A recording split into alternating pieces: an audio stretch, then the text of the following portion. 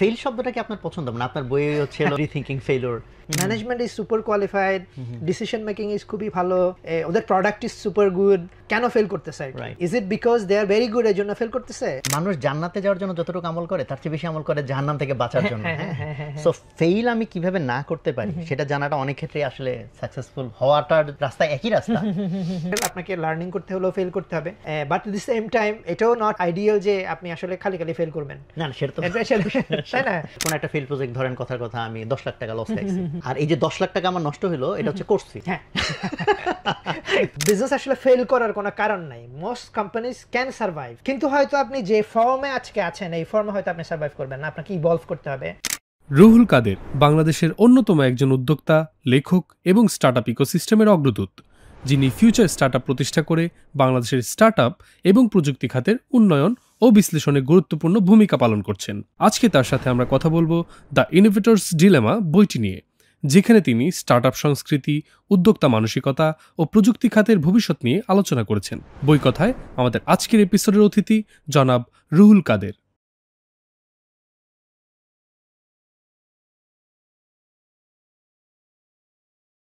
আসসালামু আলাইকুম সুপ্রিয় দর্শক, আজকে আমি বই কথার নতুন একটি পর্ব নিয়ে আপনাদের সামনে হাজির হয়েছি। আজকের যিনি গেস্ট তাকে পরিচয় করিয়ে দিব এখনই। রুহুল ভাই। রুহুল ভাইয়ের সাথে আমার অ্যাকচুয়ালি জীবনের স্মৃতি জড়িয়ে আছে। সেটা হলো কীরকম যে আমি এই জীবনে যত ইন্টারভিউ দিয়েছি এর মধ্যে সবচেয়ে বেশিবার এবং বেশি সময় ধরে যার কাছে ইন্টারভিউ দিয়েছি সেই ব্যক্তিটা আমার সামনে। উনি এই জীবনে মোস্ট প্রবাবলি আমার ইন্টারভিউ নিয়েছেন 3 থেকে 4 বার অ্যাটলিস্ট, বা আরও বেশি হতে পারে, আমার ঠিক মনে নাই। এক একটা ইন্টারভিউ কোনো একটা বোধ 3-4 ঘন্টাও লম্বা ছিল। সো আজকে আমার জন্য খুবই বড় একটা মৌকা প্রতিশোধ নেওয়ার, কারণ উনি তো এর আগে খালি প্রশ্ন করছে, আমাকে উত্তর দিতে হয়েছে। সো আজকে আমি প্রশ্ন করব, রুহুল ভাই উত্তর দিবেন। সো রুহুল ভাইকে আমি একটু পরিচয় করিয়ে দিতে চাই। বাংলাদেশে যারা স্টার্টআপ অঙ্গনে আছেন তারা ডেফিনেটলি চিনবেন ফিউচার স্টার্টআপ যে পোর্টালটা, এই পোর্টালটার উনি উদ্যোক্তা এবং উনি এটাকে পরিচালনা করেন। এবং রুহুল ভাইয়ের আরও কয়েকটা পরিচয় আছে। উনি একজন ইতিমধ্যে লেখক, রিথিংকিং ফেলিওর নামে ওনার একটা বই আছে।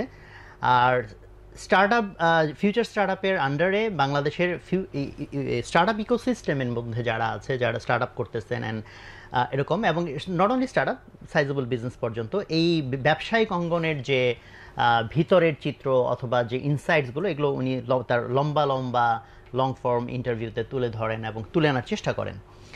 আর এমনিতে উনি ডেইলি স্টার, ফিনান্সিয়াল এক্সপ্রেস ইত্যাদি বিভিন্ন বাংলাদেশের যে জাতীয় দৈনিকগুলো আছে সেখানেও লেখালেখি করেন। আর রুহুল ভাইয়ের একটা পরিচয় আমি আজকে আমার টিম যখন ওনার লিখে দিচ্ছেন তখন আমি পড়লাম যে উনি 2022 সালে জর্জ মেসন বিশ্ববিদ্যালয়ের মার্কাটাস সেন্টারের এমার্জেন্ট ভেঞ্চার্স ফেলোশিপ এবং গ্র্যান্ড প্রোগ্রাম পুরস্কৃত হন। আমি তখন ভাবলাম যে রুহুল ভাই আমার এই কথাটা জানাইলো না আগে এবং খাওয়াইলো না। তো যাই হোক, এই পরিচয়টা আজকে আমি জেনেছি, আমি জানতাম না। খাওয়া একটা পাওনা হয়েছে যে আমাদের ইন্টারভিউর পরে ওনার থেকে খাওয়াটা নিতে হবে। তো আমরা আমাদের মূল আলোচনায় চলে যেতে চাই। ইনোভেটরস ডিলেমা এই বইটা নিয়ে আজকে কথা হবে। তো রুহুল ভাই কেমন আছেন? আচ্ছা আলহামদুলিল্লাহ। সরি, আপনি কিন্তু ওই যে খাওয়াইতে কিন্তু হবে, হ্যাঁ এটা আচ্ছা। তো আমরা আজকে আমাদের যে বই কথাতে আজকে যে বইটা আপনি চয়েস করেছেন, কারণ আমরা তো চাই যে গেস্ট এমন বই চয়েস করে যেটার একটা ভালো প্রভাব তার উপর আছে, বা যে বইটা পড়ে উনি ফ্যাসিনেটেড হয়েছেন। তো এই বইটা ইতিমধ্যে আমি দেখলাম বোধহয় প্রায় 5 লক্ষ কপির বেশি বিক্রি হয়েছে এবং ওয়াল স্ট্রিট জার্নাল এবং বিজনেস উইকের বেস্ট সেলারে এটা স্থান করে নিয়েছিল। সো আমি এটা জানতে চাই যে বইটা আপনি কবে নাগাদ পড়েছিলেন এবং কেন, মানে কেনটার অ্যান্সার তো আসলে দীর্ঘভাবেই আমরা শুনবো, খুব ছোট্ট করেও যদি বলেন যে কেন আপনি এটা দ্বারা এত বেশি মোটিভেটেড হলেন এটা নিয়ে কথা বলার জন্য। এটা আমি মানে প্রথম আমার মনে হয় 16 এরকম সময়ে প্রথম পড়ি আর কি। এরপরেও বেশ অনেকবার রিভিজিট হয়েছে। তো ইন্ট্রোডাকশনটা হচ্ছে, আমি একটা ব্লগ পড়ি স্ট্র্যাটেকারি নামে আর কি, বেন থমসন নামে এক ভদ্রলোকে ব্লগটা লেখেন আর কি। সো উনিও টেকনোলজি, এন্টারপ্রেনারশিপ, বিজনেস এগুলো কভার করেন, মোস্টলি সিলিকন ভ্যালি, ওয়েস্টার্ন মার্কেটসগুলো কভার করেন আর কি। সো তো ওনার অ্যানালিসিসে উনি এই ক্রিস্টেনসেনের এই বইয়ের অনেকগুলো কোম্পানি অ্যানালিসিস করতে গিয়ে উনি এই ফ্রেমওয়ার্কটা ইউজ করে ওই কোম্পানিগুলো অ্যানালিসিস করেন আর কি। তখন আমার কাছে খুবই ইন্টারেস্টিং লাগছে যে না, আপনি রিয়েল ওয়ার্ল্ডকে অ্যানালিসিস করার জন্য ইউ ক্যান ইউজ মডেলস আর কি। আমরা যেমন মেন্টাল মডেলস অ্যান্ড এরকম অনেক কথা বলি না, এরকম টাইপের আর কি। তো then I use that same model to analyze some of our local companies. যেমন আমরা প্রথম একটা অ্যানালিসিস করি অ্যারাউন্ড 17-18 এর দিকে মনে হয় সিম্ফনির উপরে, how Symphony became so so dominant player mobile phone আর কি, ওই সময় ওরা নাম্বার 1 ছিল মনে হয় মার্কেটে।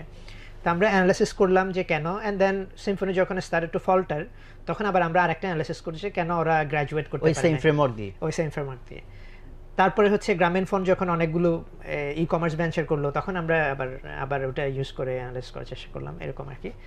তো বইটা মোস্ট ইম্প্যাক্টফুল জায়গাটা হচ্ছে আমার কাছে মনে হয় যে মানে আমরা তো পৃথিবী থেকে দেখি, সো একটা দেখা হচ্ছে তো আমরা এমনি নর্মালি দেখছি, আর একটা হচ্ছে you can also use models and frameworks to look at world and analyze understand them আর কি। আমরা হয়তো বিভিন্ন ধরনের মডেল ইউজ করি, কিন্তু আবার আমার কাজের ক্ষেত্রে যেটা ইন্টারেস্টিংলি আমার কাছে মনে হচ্ছে যে আমি যেহেতু অনেক কোম্পানি নিয়ে লেখালেখি করি যে এই কোম্পানি কেমনে কি করছে, স্ট্র্যাটেজিক্যালি এটা কি ঠিক আছে কি ঠিক না, এই ডিসিশনগুলো কেমনে মেক করছে ওনারা, এগুলোকে ঠিক আছে কিনা, তখন তো আপনি এভরিডে নতুন মডেল নিয়ে কাজ করাটা একটু ডিফিকাল্ট। মানে আপনি প্রত্যেকটা কোম্পানিকে যদি আলাদা আলাদা মডেল নিয়ে, তাহলে তো আসলে ওই মডেল থেকে কোনো লাভ হলো না। আরেকটা হচ্ছে ধরেন তখন ইটস অলসো চ্যালেঞ্জিং অথরের জন্য, রাইটারের জন্য হচ্ছে চ্যালেঞ্জিং যে না কেমনে আর কি। তখন হচ্ছে তো দরকার one ring to rule them all, not exactly, but আপনার যদি fundamental if you have a set of tools আপনার টুল কিটের মধ্যে যে না আপনার 5টা মডেল আছে, মানে যেগুলোর বেসিসে ইউ ক্যান মানে হয়তো আপনি এদিক ওদিক গেলেন কিন্তু you basically look at those and try to analyze. তখন আমি হচ্ছে এরকম কয়েকটা ফ্রেমওয়ার্কের মধ্যে, এটা যেমন ফ্লাই হুইল আছে আপনার এখানে, গুড টু গ্রেট দেখতে পাচ্ছি আমি, সো ফ্লাই হুইল আছে, এরকম অনেক কিছু ইন্টারেস্টিং মডেল আমি দেখলাম যে এগুলো মডেল দিয়ে কি আসলে আমাদের লোকাল মার্কেট অ্যানালাইসিস করা যায় কিনা। তখন আসলে আমার কাছে মনে হচ্ছে this is a quite powerful framework আর কি। এবং এটা তখন আমি একটু পড়াশোনা করলাম বইটা নিয়ে, অথরকে নিয়ে একটু পড়াশোনা করলাম, দেখলাম যে সিলিকন ভ্যালি এবং টেকনোলজি ওয়ার্ল্ডে উনি খুবই ইনফ্লুয়েন্সিয়াল আর কি। মানে এটার ইম্প্যাক্টটা অনেকগুলো ইন্ডাস্ট্রিতে খুবই সিগনিফিক্যান্ট এবং এটাকে খুবই সিরিয়াসলি লোকজন নেয় আর কি। This is A one of the foundational model বলতে পারেন। তো পরে আমি আইবি এর এখন ওই যে ব্র্যাক ইউনিভার্সিটির এখন VC sir Farhad Anwar sir, ওনাকে আমি ইন্টারভিউ করেছিলাম অনেক আগে আমরা ফিউচার স্টার্টআপে। তো ওনাকে আমি জিজ্ঞেস করলাম যে বাংলাদেশে কেন ক্রিস্টেনসেন নাই আর কি। মানে যে কোনো মার্কেটকে যদি আপনি বুঝতে চান তাহলে তো মার্কেটের কনটেক্সটটা বুঝতে হবে, ওই মার্কেটের লোকালিটি, কন্ডিশন, এগুলো বুঝতে হবে। এটা তো আমেরিকান মডেল, এটা কিন্তু বাংলাদেশি মডেল না আর কি। মানে আমরা সুপার ইম্পোজ করতেছি। ধরেন আমি যখন সিম্ফনিকে অ্যানালিসিস করতেছি ক্রিস্টেনসেনের মডেল দিয়ে, আমি কিন্তু কাইন্ড অফ সুপার ইম্পোজ করতেছি যে না আমেরিকান একটা মডেল কন্টেক্সচুয়ালাইজ করছি। কিন্তু বাংলাদেশের বিজনেস তো এভাবে ফাংশন করে না। বাংলাদেশে তো পলিটিক্স কিন্তু ইম্পর্টেন্ট, মানে বাংলাদেশে না, সাউথ এশিয়ান বিজনেস হচ্ছে পলিটিক্যাল আর কি, খুবই সিগনিফিক্যান্টলি পলিটিক্যাল ইনফ্লুয়েন্স আছে। তো ওই কনসিডারেশনগুলো নিলে আবার এই মডেলগুলো কাজ করে না আমাদের এখানে। তো আমি অনেকে জিজ্ঞেস করছি আমাদের এখানে কেন, মানে হোয়াই ডোন্ট উই হ্যাভ আপনার ধরেন ক্রিস্টেনসন অথবা ধরেন ওই যে পোর্টার ফাইভ ফোর্সেস মডেল টাইপের আর কি, মানে সাম অফ দি মডেলস আমরা যেগুলো ইউজ করি এগুলো আমাদের দেশে এরকম প্রফেসর হয় নাই কেন, যে আইবিএ থেকে একজন প্রফেসর হয়তো একটা ফ্রেমওয়ার্ক দিল, একটা মডেল দিল যে this is what you should use to understand Bangladeshi model, ওরকম আর কি। মানে না ওই মডেল তো আপনি দিবেন, এই জন্য আমরা করতেছি। দর্শক আমি আরেকটা কথা একটু জানাই রাখতে চাই, এটা অলওয়েজ খুব এন্টারটেইনিং রুহুল ভাইয়ের সাথে কথা বলা। রুহুল ভাই এত বেশি পরে আমার এই পডকাস্টে অ্যাকচুয়ালি ওনাকে অনেক আগে ইনভাইট করে প্ল্যান করছিলাম, এর আগে 2 দফা মিস হয়ে গেছে। আপনারা কনভারসেশন শুরুতেই বুঝতে পারতেছেন উনি কত বেশি পড়ালেখা করেন। সো অ্যাকচুয়ালি ওনার সাথে কথা বলাটা অ্যাকচুয়ালি অনেক আনন্দের এবং অনেক অনেক এনলাইটিং। না ভাই, আপনার সাথে কথা বলা আমার জন্য খুবই নার্ভাস আর কি। মানে আমি ধরেন ইউজুয়ালি মানে আমি আপনার সাথে কথা বললে আমার ধরেন ট্রেন অফ থট থাকে না আর কি। আজকে কিন্তু আমি অনেক মেডিটেশন করে আসছি যে আমাকে অন ট্র্যাকে থাকতে হবে আর কিছুটা, অ্যাট লিস্ট এটা পাবলিশেবল হয়, নাহলে তো না ডেফিনেটলি আপনার ভিতরে ম্যাটেরিয়াল আছে, এটা অটোমেটিক বের হয়ে আসবে আলহামদুলিল্লাহ। সো আমি এই একই সাথে এই বইয়ের রাইটারের নাম আপনি একাধিকবার যেহেতু উচ্চারণ করেছেন, আমি ওইটার আরেকটু ব্যাকগ্রাউন্ড জানতে চাই যে এই রাইটার ইনোভেটরস ডিলেমা এবং আরো কয়েকটা বই লিখেছেন, ওনার ব্যাকগ্রাউন্ড এবং এই যে উনি থিওরি দিলেন এটা কতটুকু কানেক্টেড? মানে উনি তো প্রফেসর, হার্ভার্ড বিজনেস স্কুলের প্রফেসর ছিলেন, কিন্তু উনি হচ্ছে মাল্টিপল টাইম ইন্ডাস্ট্রিতে প্রফেসর হয়েছেন আবার আর কি। ওনার কনসাল্টিং ফার্ম ছিল 2টা আর কি, একটার নাম মনে হয় ইনোসাইট, আরেকটার নামটা আমি এক্স্যাক্টলি ভুলে গিয়েছি আর কি। সো হি হ্যাড সাম আপনার হচ্ছে এক্সপোজার টু দি, হ্যাঁ মানে একাডেমিয়াতেও এক্সপোজার ছিল আবার ইন্ডাস্ট্রিতেও এক্সপোজার ছিল। আরেকটা জিনিস হচ্ছে মানে আপনার এই আমি বলবো যে ওয়েস্টার্ন বিজনেস স্কুলগুলো সিলিকন ভ্যালির আশেপাশে, মানে উনি যদি হার্ভার্ডে একটু দূরে, মানে আপনার যদি মোর অ্যাপ্রোপ্রিয়েট হয়তো যদি ওই যে স্ট্যানফোর্ডে হতো আর কি, একেবারে আপনার সিলিকন ভ্যালির মাঝখানে এরকম টাইপের। কিন্তু আবার এই ফ্রেমওয়ার্কগুলো কিন্তু খুবই প্র্যাকটিক্যালি ইউজ হয়েছে আর কি। তো উনি তো 90s-এ বইটা লিখেছে, 92-তে মনে হয় ফার্স্ট এডিশন বের হয়। ওই সময়টাতে অনেক বাই দি টাইম আর কি টেকনোলজি ইন্ডাস্ট্রিতে অনেকগুলো আপহেবল হয়ে গেছে এবং অনেক খুবই সাকসেসফুল কোম্পানি, IBM এর মতো কোম্পানি আপনার পার্সোনাল কম্পিউটার ট্রেন মিস করে ফেলছে। তারপরে হচ্ছে আপনার ধরেন জিরক্সের মতো কোম্পানি লো কস্ট ফটোকপিয়ারের যে ট্রেন মিস করে ফেলছে আউট অফ মার্কেট। তারপর হচ্ছে এরকম অনেকগুলো আর কি, উনি ডিস্ক ড্রাইভ ইন্ডাস্ট্রির অনেকগুলো এক্সাম্পল উনি ইউজ করেন। অনেকগুলো ইন্ডাস্ট্রিতে উনি দেখলো যে খুবই সাকসেসফুল কোম্পানি, যেমন উনি একটা এক্সাম্পল সিয়ার্স নামে একটা ওই যে রিটেল শপ আর কি, খুবই সাকসেসফুল কোম্পানি।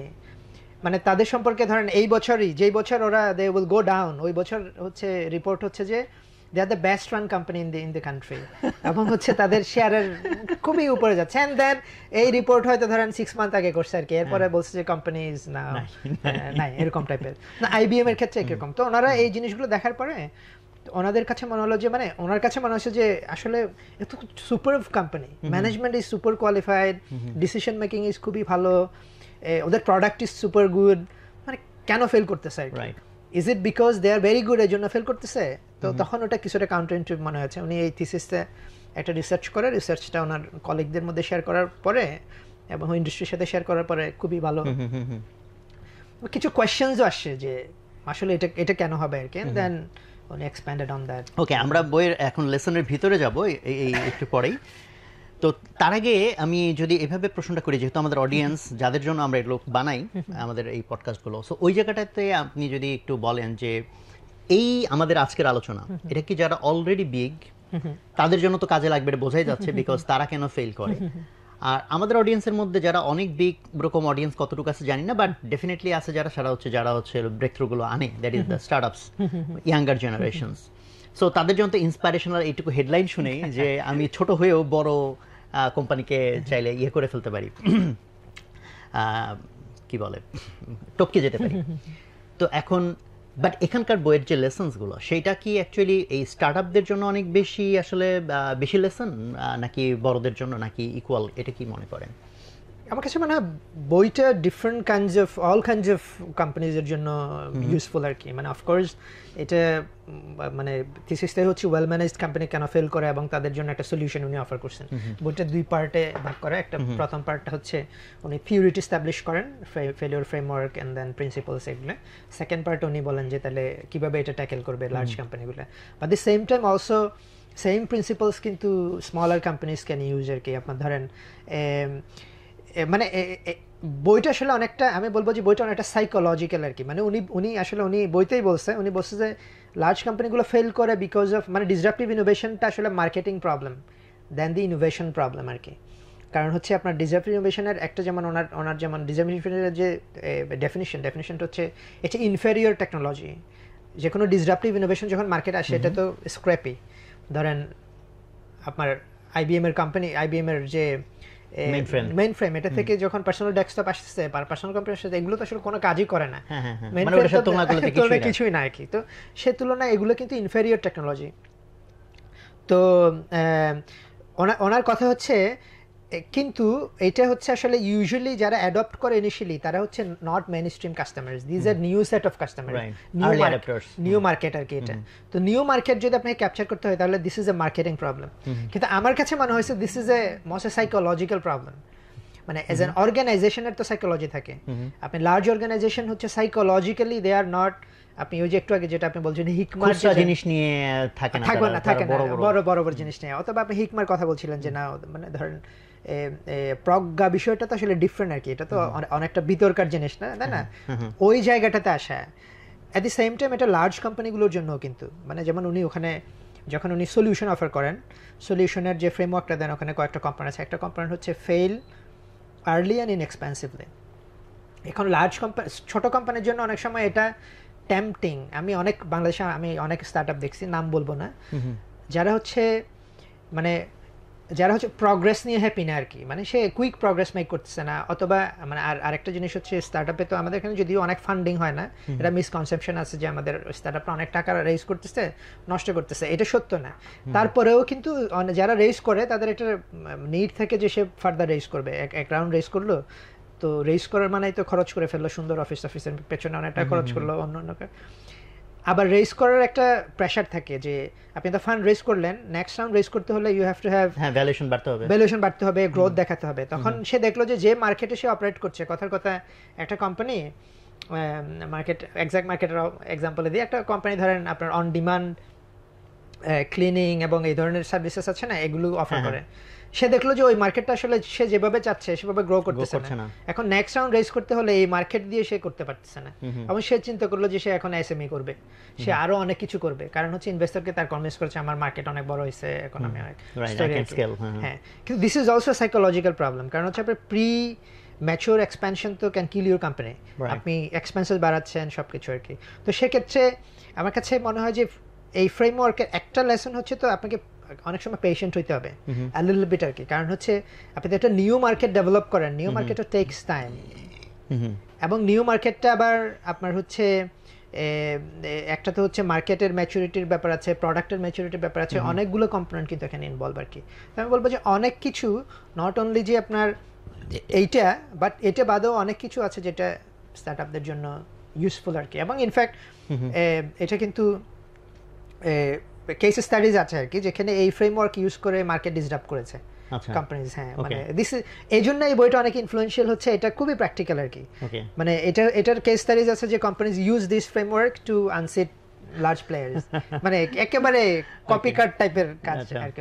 মাশাআল্লাহ, যাই হোক আমাদের অডিয়েন্সের জন্য তাহলে এটা ভালো হইলো যে শুরুতে হয়তো কেউ ভাবতে পারে যে ভাই আমি তো বড় কোম্পানিটা শুনে কিলাম। সো যাই হোক, এখন আমি তাহলে বইয়ের ভিতরে যদি যাই, আমরা দেখলাম যে বইয়ের ভিতরে তো দুইটা পার্টের ভিতরে প্রথম যে পার্টটা সেটা হচ্ছে যে ফেইলিউর ফ্রেমওয়ার্ক, তাই না? তাই তো হোয়াই লার্জ, মানে why well managed companies fail, এটা হচ্ছে। আচ্ছা, বাট ফেল শব্দটা কি আপনার পছন্দ? মানে আপনার বই হচ্ছে রিথিঙ্কিং ফেইলিউর, সো মানে আপনি যেহেতু মানে প্রচুর স্টার্টআপ নিয়ে কাজ করেন, সো কেন সফল হয় এভাবে যেমন আমরা দেখতে পারি, আবার হচ্ছে কেন ব্যর্থ হয় সেভাবে দেখতে পারি। সো আপনার বইয়ের নামের ভিতর ফেইলিউর আছে, এই বইয়ের প্রথম পার্ট ফেইলিউর নিয়ে। So are you fascinated about analyzing the failures? মানে ফেলিওর ডেফিনেটলি ইন্টারেস্টিং, কারণ হচ্ছে এটা তো ইন্ট্রিকেটলি কানেক্টেড উইথ আপনার ধরেন সাকসেস বলেন আর কি। মানে অনেক সময় তো সবকিছুকে আমি রিলেটিভলি আই থিংক মানে আই অ্যাপ্রিশিয়েট দিস মানে খারাপ অর্থ বলি নাই, ভালো অর্থ বলছি এই জন্য যে মানুষ জান্নাতে যাওয়ার জন্য যতটুকু আমল করে তার চেয়ে বেশি আমল করে জাহান্নাম থেকে বাঁচার জন্য। সো ফেইল আমি কিভাবে না করতে পারি সেটা জানাটা অনেক ক্ষেত্রে আসলে সাকসেসফুল হওয়াটার রাস্তা একই রাস্তা, বাট মোর লাইক যেটা একটা মানে কশাস যে তা আমি মানে এটাকে আমাদের যে মেটা প্রোগ্রামিং বলে একটা এনএলপিতে, যে নিউরো লিঙ্গুইস্টিক প্রোগ্রামিং, ওখানে মানুষের প্রোফাইলিং করে।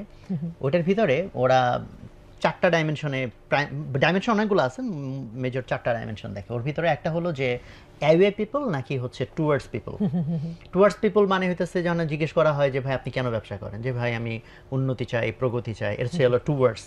আর অ্যাওয়ে হচ্ছে কোনো কিছু থেকে বাঁচতে চাই, কেন ভাই ব্যবসা করেন, যে ভাই আমি চাই না যে আমার বাচ্চারা না খেয়ে মারা যাক, আমার কোম্পানি সাফার না করুক, মানে সেটা পেইন থেকে বাঁচতে চায়।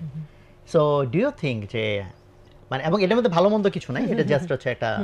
তো আপনার কি এরকম মনে হয় যে এই ফেইলিউর মানে আপনার অ্যাওয়ে ইয়েটা বেশি কাজ করে আপনার ভিতরে, মানে ফেলিওর থেকে বাঁচার যে মানে ফর আপনার জন্য না, মানে কোম্পানিগুলোর জন্য যদি চিন্তা করেন, কোম্পানিগুলোর জন্য আমার কাছে মনে হয় যে মানে আমি আসলে আমার যেমন আমার বইয়েরও ব্যাপারটা হচ্ছে আমি ফেলিওরটাকে আসলে খুবই আমি মনে করি যে এটা খুবই ইন্টিগ্রাল পার্ট আর কি, মানে আপনার journey, any journey you take লাইফে আর কি। তো আমার কাছে আমি এক্স্যাক্টলি আমি হচ্ছে স্টেপিং স্টোন, আমি খুব একটা এগ্রি করি না যে ট্র্যাডিশনাল ডেফিনিশন অফ ফেলিয়ার আর কি। সেক্ষেত্রে আমি আসলে মানে অফকোর্স একটা তো হচ্ছে আপনার ফেলিওরকে একটা গ্লোরিফাই করার একটা ব্যাপার আছে, সেদিকে আমি যাচ্ছি না।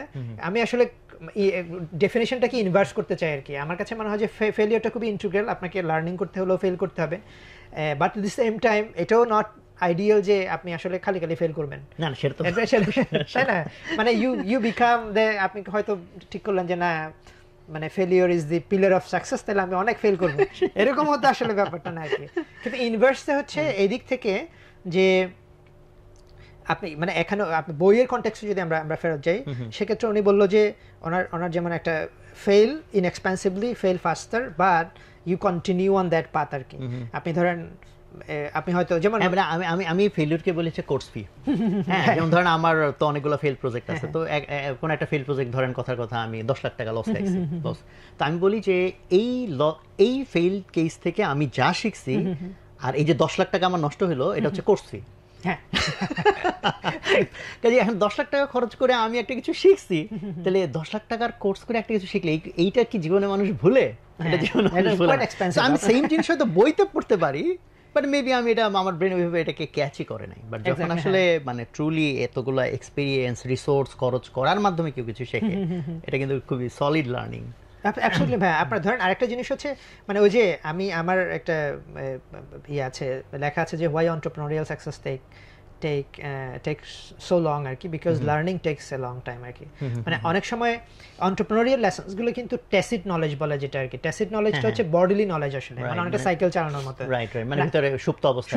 আপনি ইনটিউটিভলি বুঝতে পারতেছেন যে এই রাস্তায় যাওয়া ঠিক হবে না, এই রাস্তায় যেতে হবে। আপনাকে যদি কেউ জিজ্ঞেস করে যে কেন গেলেন, আপনি এক্সপ্লেইন করতে পারবেন না। মানে ওই যে অনেক সময় আমি কয়দিন আগে একটা পডকাস্ট শুনতেছিলাম, ওখানে বলছিল যে যারা আসলে অ্যাথলিট, যারা খুবই সাকসেসফুল, মানে গোল্ড মেডেলিস্ট, ওরা গ্যাস হিসেবে অত ভালো না। কারণ হচ্ছে দে ক্যানট এক্সপ্লেইন, যখন তাদেরকে বলে আপনি কেমনে গোল্ড মেডেল পাইছেন, সে পাইছি আমি অনেক দৌড়াই এজন্য পাইছি। কিন্তু এই জন্য প্লেয়ার আলাদা হয়, কোচ আলাদা হয়। কোচ আলাদা, এক্স্যাক্টলি। আপনার ওই জায়গাটা কিন্তু আপনার টেসিড নলেজটা আপনার অনলি আসবে কখন আপনি প্র্যাকটিস করবেন আর কি। তো ফেলিয়ারটা কাইন্ড অফ প্র্যাকটিস আর কি। বাট আমি আবার অলসো আমার কাছে যেমন আমি ফিউচার স্টার্টআপ আর কি, ফিউচার স্টার্টআপ ইজ আমরা সার্ভাইভ করছি, আমরা এখন মানে খুবই স্মল, খুবই টাইনি, বাট আমরা প্রফিটেবলি অপারেট করছি। আমরা কোনো এক্সটার্নাল ফান্ড এখন পর্যন্ত ওরকম কোনো এক্সটার্নাল ফান্ড রেজ করি নাই। আমার কাছে একটা সময় গিয়ে মনে হয়েছে যে বিজনেস আসলে ফেল করার কোনো কারণ নাই, মোস্ট কোম্পানিজ ক্যান সার্ভাইভ। কিন্তু হয়তো আপনি যে ফর্মে আজকে আছেন, এই ফর্মে হয়তো আপনি সার্ভাইভ করবেন না, আপনাকে ইভলভ করতে হবে, চেঞ্জ করতে হবে, স্ট্র্যাটেজি চেঞ্জ করতে হবে। কিন্তু আপনি যদি আসলে টেনাশিয়াস হন এনাফ, এবং হচ্ছে আপনি যদি আসলে এনাফ ইনভেস্টেড হন in the game you are playing, তাহলে আপনি you can make any company work. Now এখানে কেভিয়েট হচ্ছে আপনি কোন স্কেলে you want to make it work. আপনি কি এটাকে মানে খুবই স্মলে করতে চান, লার্জে করতে চান? না, ওই কোয়েশ্চেনগুলো হয়তো আপনাকে ডিফারেন্টলি আনসার করতে হবে। কিন্তু আমার কাছে মনে হয় যে if you continue on a path and then you are kind of 100% committed যে I want to make this path work, এবং হচ্ছে I will figure it out. এবং ইফ ইউ হ্যাভ আরেকটা যেমন হচ্ছে ইনফাইনাইট রানওয়ে বলে, যেটা আর কি ধরেন আপনার কোম্পানিকে আপনি ওই যে পল গ্রামের আইডিয়া আছে না, রামেন প্রফিটেবিলিটি নিয়ে যাবেন, যেখানে আপনি নুডলস খেয়ে বেঁচে থাকবেন কিন্তু কোম্পানি বন্ধ হবে না। নুডলসের টাকায় আসবে কিন্তু অনেক টাকা আসবে না, কিন্তু নুডলস খেয়ে বাঁচবেন, কোম্পানি কিন্তু বন্ধ হবে না। Infinite runway.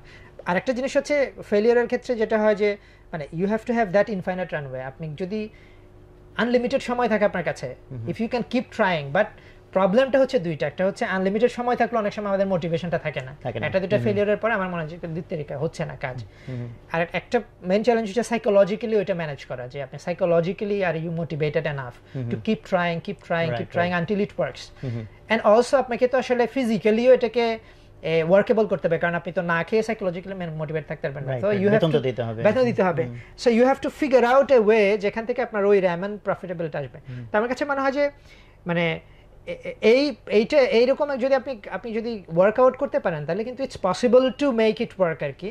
But you have to really committed, এবং হচ্ছে আপনাকে ফিগার আউট এ মডেল, ওই জায়গায় ওই জিনিসগুলো দরকার আর কি। রাইট। তো আমরা যদি এখন তাহলে একদম বইয়ের ভিতরেই ঢুকে যাই, যে ফেলিউর ফ্রেমওয়ার্ক মানে শুরুতে যেটা বলেছে আর কি, ডিসরাপটিভ ইনোভেশন এবং যে প্রিন্সিপালস, মানে আপনি ভালো জানেন, মানে যেহেতু আপনি ভালো মতো বইটা পড়ছেন, তা আমাদেরকে বলেন যে ফার্স্ট পার্টটা আসলে এটা কি নিয়ে, এর ভিতরে আমরা কি কি শিখতে পারি?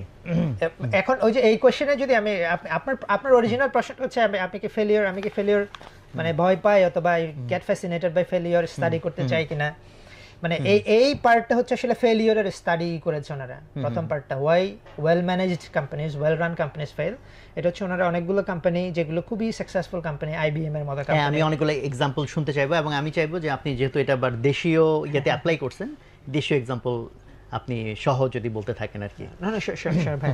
তো ওনারা অনেকগুলো খুবই সাকসেসফুল কোম্পানি অ্যানালাইসিস করে দেখলেন যে এই কোম্পানিগুলো সবার একটা প্যাটার্ন আছে ফেলিয়ার, এবং হচ্ছে এই ফেলিয়ারের প্যাটার্নটা হচ্ছে ওরা অনেক সাকসেসফুল এই জন্য ফেল করেছে, এবং দে আর ভেরি গুড কোম্পানিজ। আচ্ছা, তাদের ম্যানেজমেন্ট অনেক গুড। তারপরে ট্রেডিশনাল যে মানে আমরা যে কথাগুলো বলি যে লিসেন টু ইউর কাস্টমার, তারপরে ইনভেস্ট ইন দি সেগমেন্ট যেখান থেকে আপনার অনেক রেভিনিউ আসছে, আপনার টিম অনেক ভালো হতে হবে, এই জিনিসগুলো ওই কোম্পানিগুলোর মধ্যে আছে। And they made all the right decisions. ওই যে নকিয়ার সিইওর একটা কথা আছে না, ওরা যখন বন্ধ হয়ে যায় নোকিয়া, তখন উনি বলছিল যে আমরা কোনো কিছুই রং করি নাই, মানে উনি কান্না করছে আর কি, মানে উনি কেঁদে দিল এবং উনি বললো যে আমরা কোনো কিছু রং করি নাই, তারপরে আমরা বন্ধ হয়ে যাচ্ছি, মানে এরকম টাইপের আর কি। যে ওই যে লার্জ কোম্পানি যেগুলো সাকসেসফুল এরা হচ্ছে এরকম টাইপের একটা সিচুয়েশন আর কি, যে ও কিছুই রং করে নাই, দে ডিড এভরিথিং রাইট। এবং হচ্ছে আপনি যদি অ্যানালিসিস করেন তাদের আসলে কোনো ফল্ট পাওয়া মুশকিল, এরকম টাইপের একটা, দ্যাটস ওয়াই দে ফেল। ওনার কথা হচ্ছে এটা আর কি। কি ভয়ঙ্কর কথা, শুনে তো ভয় লাগার কথা, সবকিছু ঠিক আছে এই জন্য আমি ফেল করতেছে। হ্যাঁ, ওনার কথা হচ্ছে মানে ওনারা হচ্ছে এত ওয়েল ম্যানেজড এবং এত ওয়েল রেশনালি অপারেট করে। বাংলা একটা কথা বলে, অত ভালো ভালো না, এরকম টাইপের আর কি। তো উনি হচ্ছে এই পার্টে উনি এরকম একটা ফেলিওর ফ্রেমওয়ার্ক অফার করেন, একটা কিছু প্রিন্সিপালস, 4-5টা প্রিন্সিপালস অফার করেন এগুলো। তারপরে হচ্ছে কিছু কোর ডেফিনিশন থাকে, যেমন হচ্ছে বইয়ের কোর আইডিয়াটাতে হচ্ছে ওয়েল ম্যানেজ কোম্পানিজ ফেল করে, কারণ হচ্ছে এই কোম্পানিগুলো অনেক ওয়েল ম্যানেজড। আর হচ্ছে ওনার কোর আইডিয়ার মধ্যে আরও দুইটা আইডিয়া হচ্ছে, উনি দুইটা টেকনোলজির কথা বলেন, একটা হচ্ছে সাস্টেনিং টেকনোলজি আর একটা হচ্ছে ডিসরাপটিভ টেকনোলজি। তো উনি ডিফারেন্সিয়েশন করেন, টেকনোলজিরও উনি একটা ডেফিনেশন অফার করেন যে technologies, processes and methods through which companies transform capital, resources, তারপরে হচ্ছে আপনার materials into products and services of higher quality. তো এরকম টাইপের উনি অনেকগুলো ডেফিনেশন। তাহলে আমাদের আলোচনা টেকনোলজি, যখন আমরা আলোচনা করব, আমরা টেকনোলজি বলতে যে জাস্ট প্রযুক্তি AI না করব না, এআই না বা এটা না, টেকনোলজি মানে প্রসেস এবং কি নাম বলে মেথোডোলজিস, যেটার মাধ্যমে বিভিন্ন র ম্যাটেরিয়ালস থেকে আমি প্রোডাক্ট বা সার্ভিস বানাচ্ছেন। হ্যাঁ, হাই কোয়ালিটির প্রোডাক্ট সার্ভিস বানাচ্ছেন। তো ওনার যেমন উনি প্রথম ডিস্টিংশন, মানে ফেলিওর ফ্রেমওয়ার্কের 3টা কম্পোনেন্ট। একটা কম্পোনেন্ট হচ্ছে মানে ডিস্টিংশন বিটুইন সাস্টেনিং এবং ডিসরাপটিভ টেকনোলজিজ, একটা ইম্পর্টেন্ট স্ট্র্যাটেজিক ডিস্টিংশন। কারণটা হচ্ছে উনি বলছেন সাস্টেনিং টেকনোলজি, উনি বলছেন যে সাস্টেনিং টেকনোলজি হচ্ছে আপনার এক্সিস্টিং প্রোডাক্টটাকে ইমপ্রুভ করার জন্য যে ইনোভেশনটা দরকার, এই ইনোভেশনটা রেডিক্যাল ইনোভেশন হতে পারে। আপনি ধরেন আপনি একটা ব্যাংক, কথার কথা, অথবা আপনি একটা মোবাইল ফোন কোম্পানি, আপনি হয়তো এমন একটা টেকনোলজি ইনোভেট করলেন যেটা দিয়ে অনেক চমৎকার কল করা যাবে, এটা স্টিল সাস্টেনিং টেকনোলজি। কারণ হচ্ছে this is not serving a new market অথবা একটা লো এন্ড কোনো কিছু না, কিন্তু এটা আপনার এক্সিস্টিং কাস্টমারের জন্য অনেক অনেক বেনিফিশিয়াল, এক্সিস্টিং কাস্টমারের জন্য। এটা হচ্ছে সাস্টেনিং, আপনার এক্সিস্টিং মার্কেট লিডারশিপ যেটা আছে এটাকে আপনি মেইনটেইন করার জন্য।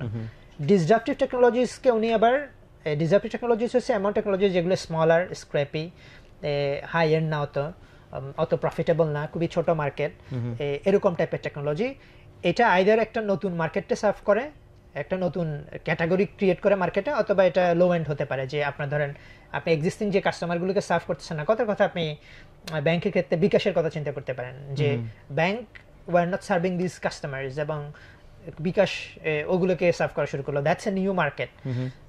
তো ব্যাংকের জন্য এই মার্কেটটা কিন্তু লুক্রেটিভ না, এই কারণেই কিন্তু লুক্রেটিভ না, এই কারণেই কিন্তু মোস্ট ব্যাংকের এমএফএস গুলো ফেল করেছে। মানে মোস্ট ব্যাংক কিন্তু খুবই ওয়েল রান। আপনি ধরেন কথার কথা রকেট যারা ডাচ বাংলা, এটা তো প্রফিটেবল ব্যাংক এবং one of the most profitable মনে হয় ওরা, ওয়েল রান এবং সবকিছু, এই কারণে কিন্তু তারা রকেট ডিজন্ট ওয়ার্ক আউট। এটা ওদের কিন্তু মার্কেট শেয়ার, ওদের কাছে যে এত ছোট জিনিস নিয়ে আর কি করবে, এরকম করবে।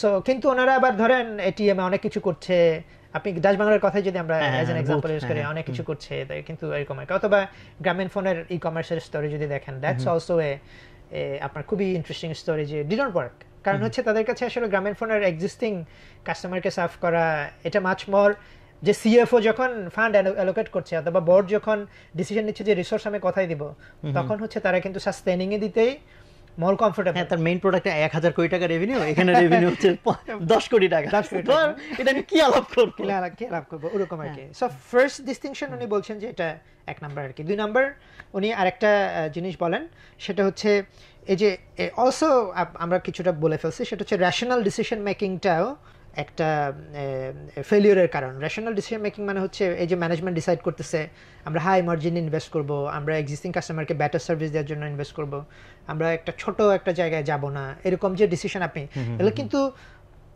আউটসাইডার এবং ইনসাইডার বোথ পার্টিজের কাছে কিন্তু খুবই রেশনাল। মানে রাইট, মানে যেমন হচ্ছে যে লিসেন টু ইওর কাস্টমার, যে আমার অলরেডি কাস্টমার, আমি তার মানে তার থেকে শুনতেছি, মানে তার নিডই সার্ভ করতেছি, সো এর বাইরের অংশ আমি মিস করে ফেলতেছি, আমি মার্জিন বাড়াবো, আমি প্রফিট বাড়াবো, সো আমি আমার এক্সিস্টিং প্রোডাক্টটাকে আর হয়তো এফিশিয়েন্ট করতেছি, প্রসেসটাকে এফিশিয়েন্ট করতেছি, স্টিল আমি ওই একই জায়গায় মানে ডিসরাপটিভে যাচ্ছি না, আমি এর ভিতরেই আছি এর ভিতরে Right. আছে, হ্যাঁ। হ্যাঁ, মানে সো এগুলো তো হ্যাঁ ডেফিনেটলি রেশনাল, এইটাই তো এটাই তো হওয়ার করা কথা। উচিত, হ্যাঁ, এটাই করা দেন উচিত। তাহলে এটা কেন আমার ফেইলিউরের কারণ হচ্ছে বিকজ আমি ওই এটাকে মিস করে ফেলতেছি। তখন আপনি সবসময় আপনি চিন্তা করছেন আমরা লার্জার মার্কেটে যেতে হবে, কারণ হচ্ছে আপনার বিজনেস ডিমান্ড যে আপনি লার্জার মার্কেটে যাবেন। Right. আপনি যদি একটা পাবলিক কোম্পানি হন, কথার কথা গ্রামীণ ফোনের শেয়ার হোল্ডাররা তো আসলে একটা ই কমার্সে 10 লাখ টাকা রেভিনিউ করছে, মানে শেয়ার হোল্ডাররা তো মানে শেয়ারের দাম পড়ে যাবে, তাই না, যদি গ্রামীণ ফোন ওটাতে অনেক ইনভেস্ট করে। কিন্তু সে যদি আপনার সিম কার্ড নিয়ে কোনো একটা কিছু একটা করে, তাহলে that make sense for their shareholders and এরকম আর কি। এই কারণে উনি আরেকটা কথা বলছে, যেটা ফেলিওর ফ্রেমওয়ার্কের 3টা কম্পোনেন্টের মধ্যে এটা 3 নম্বর কম্পোনেন্ট। 2 নম্বর কম্পোনেন্ট হচ্ছে ইন্টারেস্টিংলি আপনার এই যে ডিসরাপটিভ টেকনোলজিতে তো আপনার এজ এ সাকসেসফুল কোম্পানি আপনি ইনভেস্ট করতেছেন না। তো উনি বলছে যে কারণ হচ্ছে আপনার কাছে ওই টেকনোলজিটা ইনফেরিয়র, ওই মার্কেট আপনার কাছে স্মলার মার্কেট, এই কারণে। কিন্তু উনি যে থিওরিটা পড়া দেয় স্মাইলিং কার্ভের থিওরি টেকনোলজি আর কি, এস কার্ভ বলে যেটা, সেটা হচ্ছে technology follows A smiling curve progression in the market. সেটা হচ্ছে আপনার যে টেকনোলজি যেভাবে প্রগ্রেস করে এটা মার্কেটের নিডের থেকে অনেক ফাস্টার। সেটা হচ্ছে ধরেন কথার কথা আমার খুবই একটু আগে আমি যেটা বলছিলাম, আমার খুবই নর্মাল একটা ফোন হলে হয়তো কিন্তু ফোনের মধ্যে অনেক ফিচার আছে যেগুলো আমার দরকার নাই আর কি, স্টিল কোম্পানি কিন্তু এগুলো ডেভেলপ করতেছে।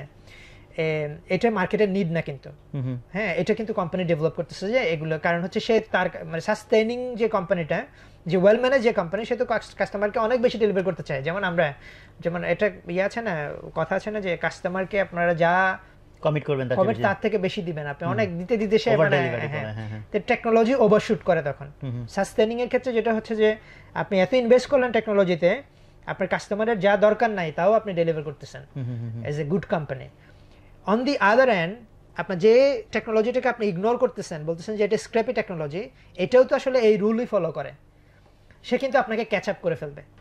মানে সে হচ্ছে হয়তো আজকে স্ক্র্যাপি, আজকে হয়তো সে যেমন উনি ডিস্ক ড্রাইভের কথা বলে, অথবা ধরেন ওই পার্সোনাল কম্পিউটারের কথা আসছে যে আইবিএম যখন মেইন ফ্রেম করছে, পার্সোনাল কম্পিউটার আসলো। তো পার্সোনাল কম্পিউটার যখন আসছে তখন হবিসটা ইউজ করতেছিল এবং ওটা দিয়ে কিচ্ছু করা যায় না, হ্যাঁ, ঘুরতে থাকে সারাক্ষণ এরকম টাইপের আর কি।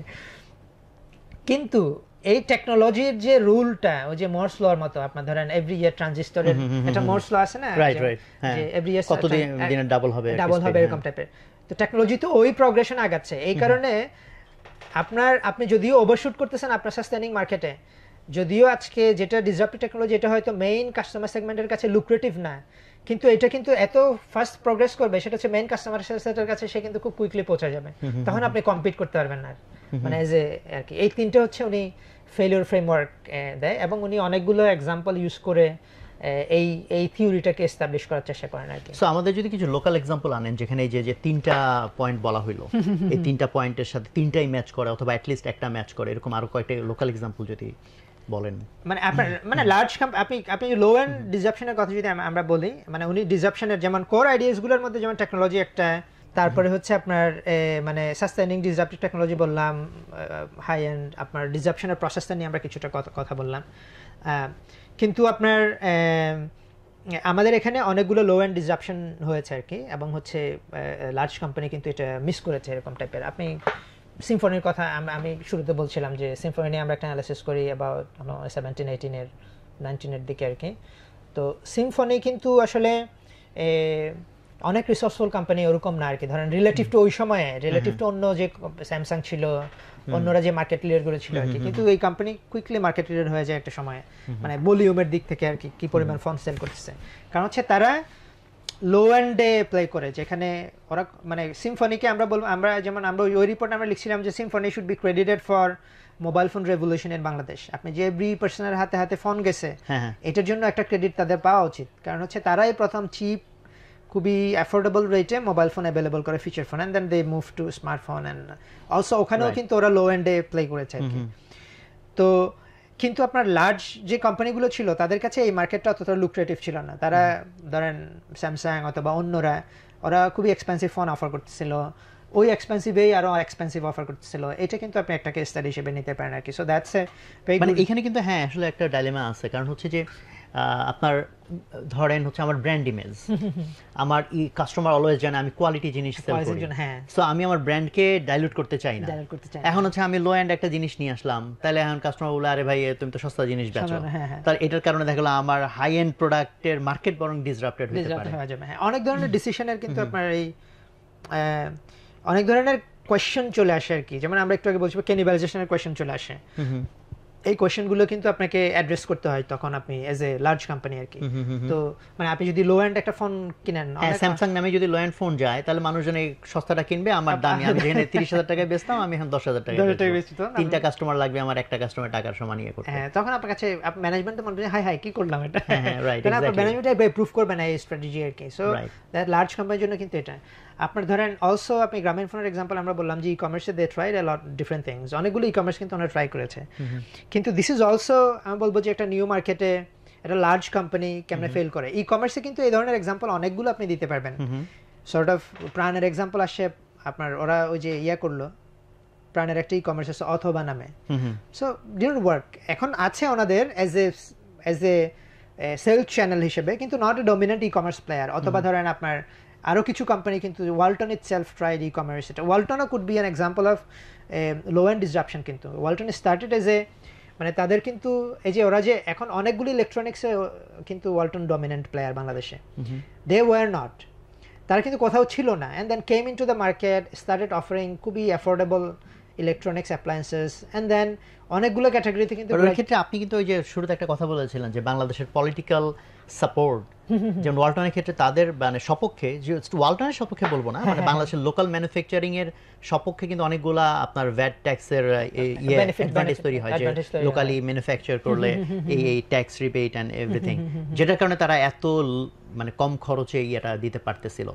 অনেক সময়। হ্যাঁ, মানে এখানে আমাদের মতো মার্কেটে যেমন কিছু আমি তো সেটব্যাক আছে হচ্ছে, এটা মার্কেট আমেরিকান মার্কেটের জন্য হয়তো এই ফ্রেমওয়ার্ক তৈরি করেছে। স্টিল আপনি মানে ইনিশিয়াল টাইমে অনেক সময় পলিসি সাপোর্টও যদি না থাকে তাও কিন্তু আপনার অনেকগুলো, যেমন আপনি কথা আমরা সিম্ফনির কথা বললাম, সিম্ফনির ক্ষেত্রে কিন্তু এই ঘটনাটা সত্য না আর কি। অথবা আপনি বিকাশের কথাও চিন্তা করতে পারেন, although bKash is a part of আপনার ব্র্যাক ব্যাংক, কিন্তু তারা ইন্ডিপেন্ডেন্ট কোম্পানি হিসেবে স্টার্ট করেছে। ব্র্যাক ব্যাংক কিন্তু এটা স্টার্ট করে নাই, স্টার্ট করেছে তো কাদির ব্রাদার্স। তো কাদির ব্রাদার্স কিন্তু ব্র্যাক ব্যাংকে তাদের নিতে হয়েছে কারণ পলিসি ডিসিশনের কারণে বাংলাদেশ ব্যাংকের রিকোয়ারমেন্ট একটা ব্যাংক থাকা লাগবে। কিন্তু আপনার তাদের আগে তো আপনার রকেট শুরু হয়েছে, সো রকেট কিন্তু আপনার ওভাবে পেনিট্রেশন বলেন, রাইট, মানে এটা একটা ভালো এক্সাম্পল এই জন্য যে রকেটটা হচ্ছে ডাচ বাংলা নিজেই ক্রিয়েট করছে, আর বিকাশ হচ্ছে ওরা ডিফারেন্ট এন্টিটি, ইন্ডিপেন্ডেন্ট কোম্পানি, যে আমাকে এটা উঠাইতে হবে, জাস্ট আমি পিছনে একটা ব্যাংকে রাখছি। হ্যাঁ, এটা হিউজ ডিফারেন্স। আপনার ডিসিশন মেকিং এর আপনার ল্যান্সটা কিন্তু ডিফারেন্ট।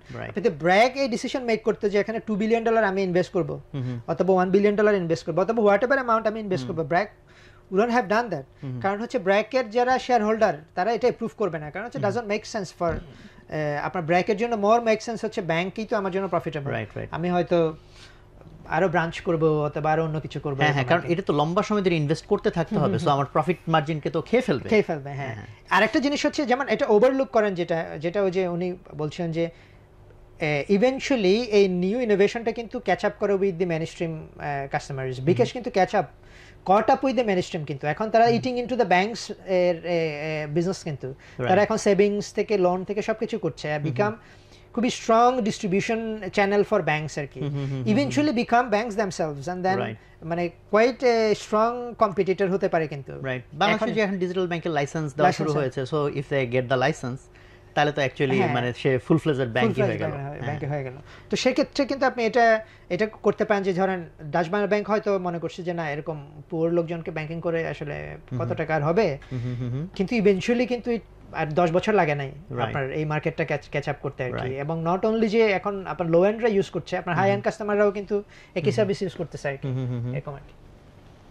ওকে, সো হ্যাঁ, ডেফিনেটলি আমরা যদি স্টার্টআপ ইকোসিস্টেমের ভিতরে আরো বেশ কিছু ধরনের যদি আমরা ইয়েগুলোকে দেখি যারা কাইন্ড অফ একটু ডিসরাপশন তৈরি করেছে, সেখানেও যদি আপনি ফ্রেমওয়ার্কটাকে ইউজ করার চেষ্টা করেন, পরিবহন সেক্টর বলতে পারেন, যেমন রাইড শেয়ারিং, এই জাতীয় যে জিনিসগুলো আসলো, আর আমি আর কোন ধরনের এক্সাম্পলে যেতে পারি, আর খুব কমনের মধ্যে কি আছে, বিভিন্ন সেক্টর যদি আমরা চিন্তা করি, হেলথ কেয়ার বলি, যদিও এখানে বাংলাদেশে বোধহয় এখনো খুব ডিসরাপটিভ কিছু বোধহয় আমরা দেখি নাই, এগ্রিকালচার মেবি বাংলাদেশে এখনো খুব বেশি কিছু দেখি নাই, বাট গ্লোবাল এক্সাম্পল থেকেও আমরা টানতে পারি। সো এই সেক্টরগুলোতে যেমন, কারণ আমাদের কথায় এখানে যে কটা ইন্ডাস্ট্রি আসছে তার মধ্যে টেলিকম যেরকম আসছে, ওখানে পার্সোনাল কম্পিউটার আসছে, মোবাইল ফোন একটু হাই এন্ড, বাট যদি হয় যে বিজনেসগুলো কাইন্ড অফ একটু traditional, maybe agriculture, maybe basic health care systems, ওখানেও কি এই ধরনের এক্সাম্পলগুলো কি মানে এই ফ্রেমওয়ার্ক দিয়ে জাস্টিফাই করার মতো এক্সাম্পল কি এনাফ আছে? আপনি মানে আপনার ফ্রেমওয়ার্কটা নট অনলি যে আপনি ইউজ করে আপনি কোম্পানি অ্যানালিসিস করতে পারবেন, বাট অলসো আমার কাছে মনে হয় যে also you can build companies আর কি ইন দিস ভার্টিক্যাল।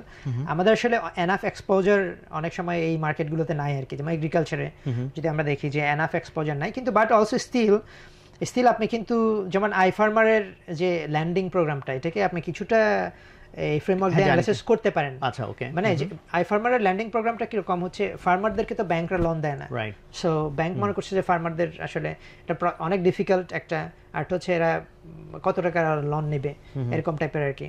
অনেক ব্যাংক যেমন এসএমই ব্যাংকিংকেও আপনি এভাবে দেখতে পারেন আর কি। তো ওরা আই ফার্মার যেটা করলো যে সেটা হচ্ছে, আরেকটা হচ্ছে আই ফার্মার রিটেল ইনভেস্টরদেরকে ইনভেস্টমেন্ট রেজ করা শুরু করলো। সো তারা রিটেলদেরকে কানেক্ট করে দিল ব্যাংক আপনার ফার্মারের সাথে।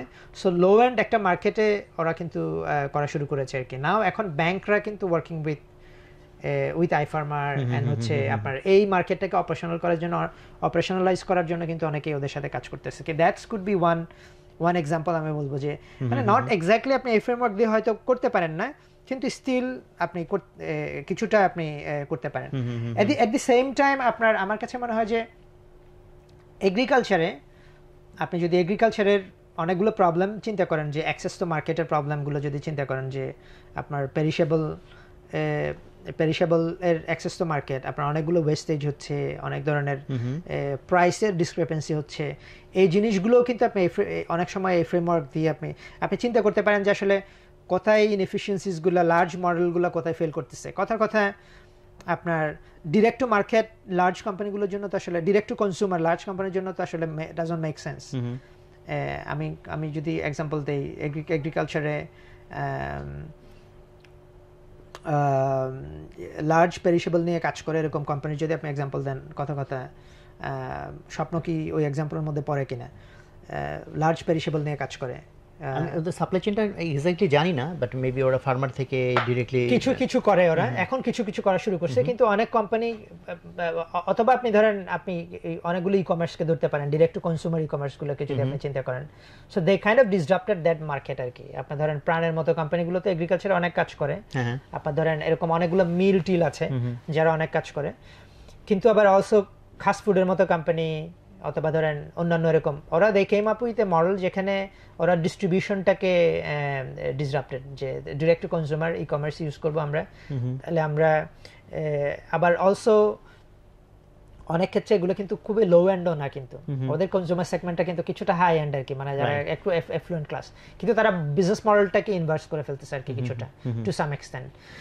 আপনি এক্স্যাক্টলি হয়তো এই ফ্রেমওয়ার্কটা ইউজ করতে পারেন না, কিন্তু কিছুটা আপনি এটা দেখতে পারেন যে এই জিনিসটা কিন্তু একটা লার্জ কোম্পানির জন্য ডাজন্ট মেক সেন্স। লার্জ এগ্রিকালচারের যারা কনজিউমার কমোডিটিস নিয়ে কাজ করে এগ্রিকালচারে, বড় বড় কোম্পানি, মিলস এবং অন্যান্যরা, তাদের জন্য হচ্ছে ডিস্ট্রিবিউশন বিজনেসটা মেক মাস মোর সেন্স।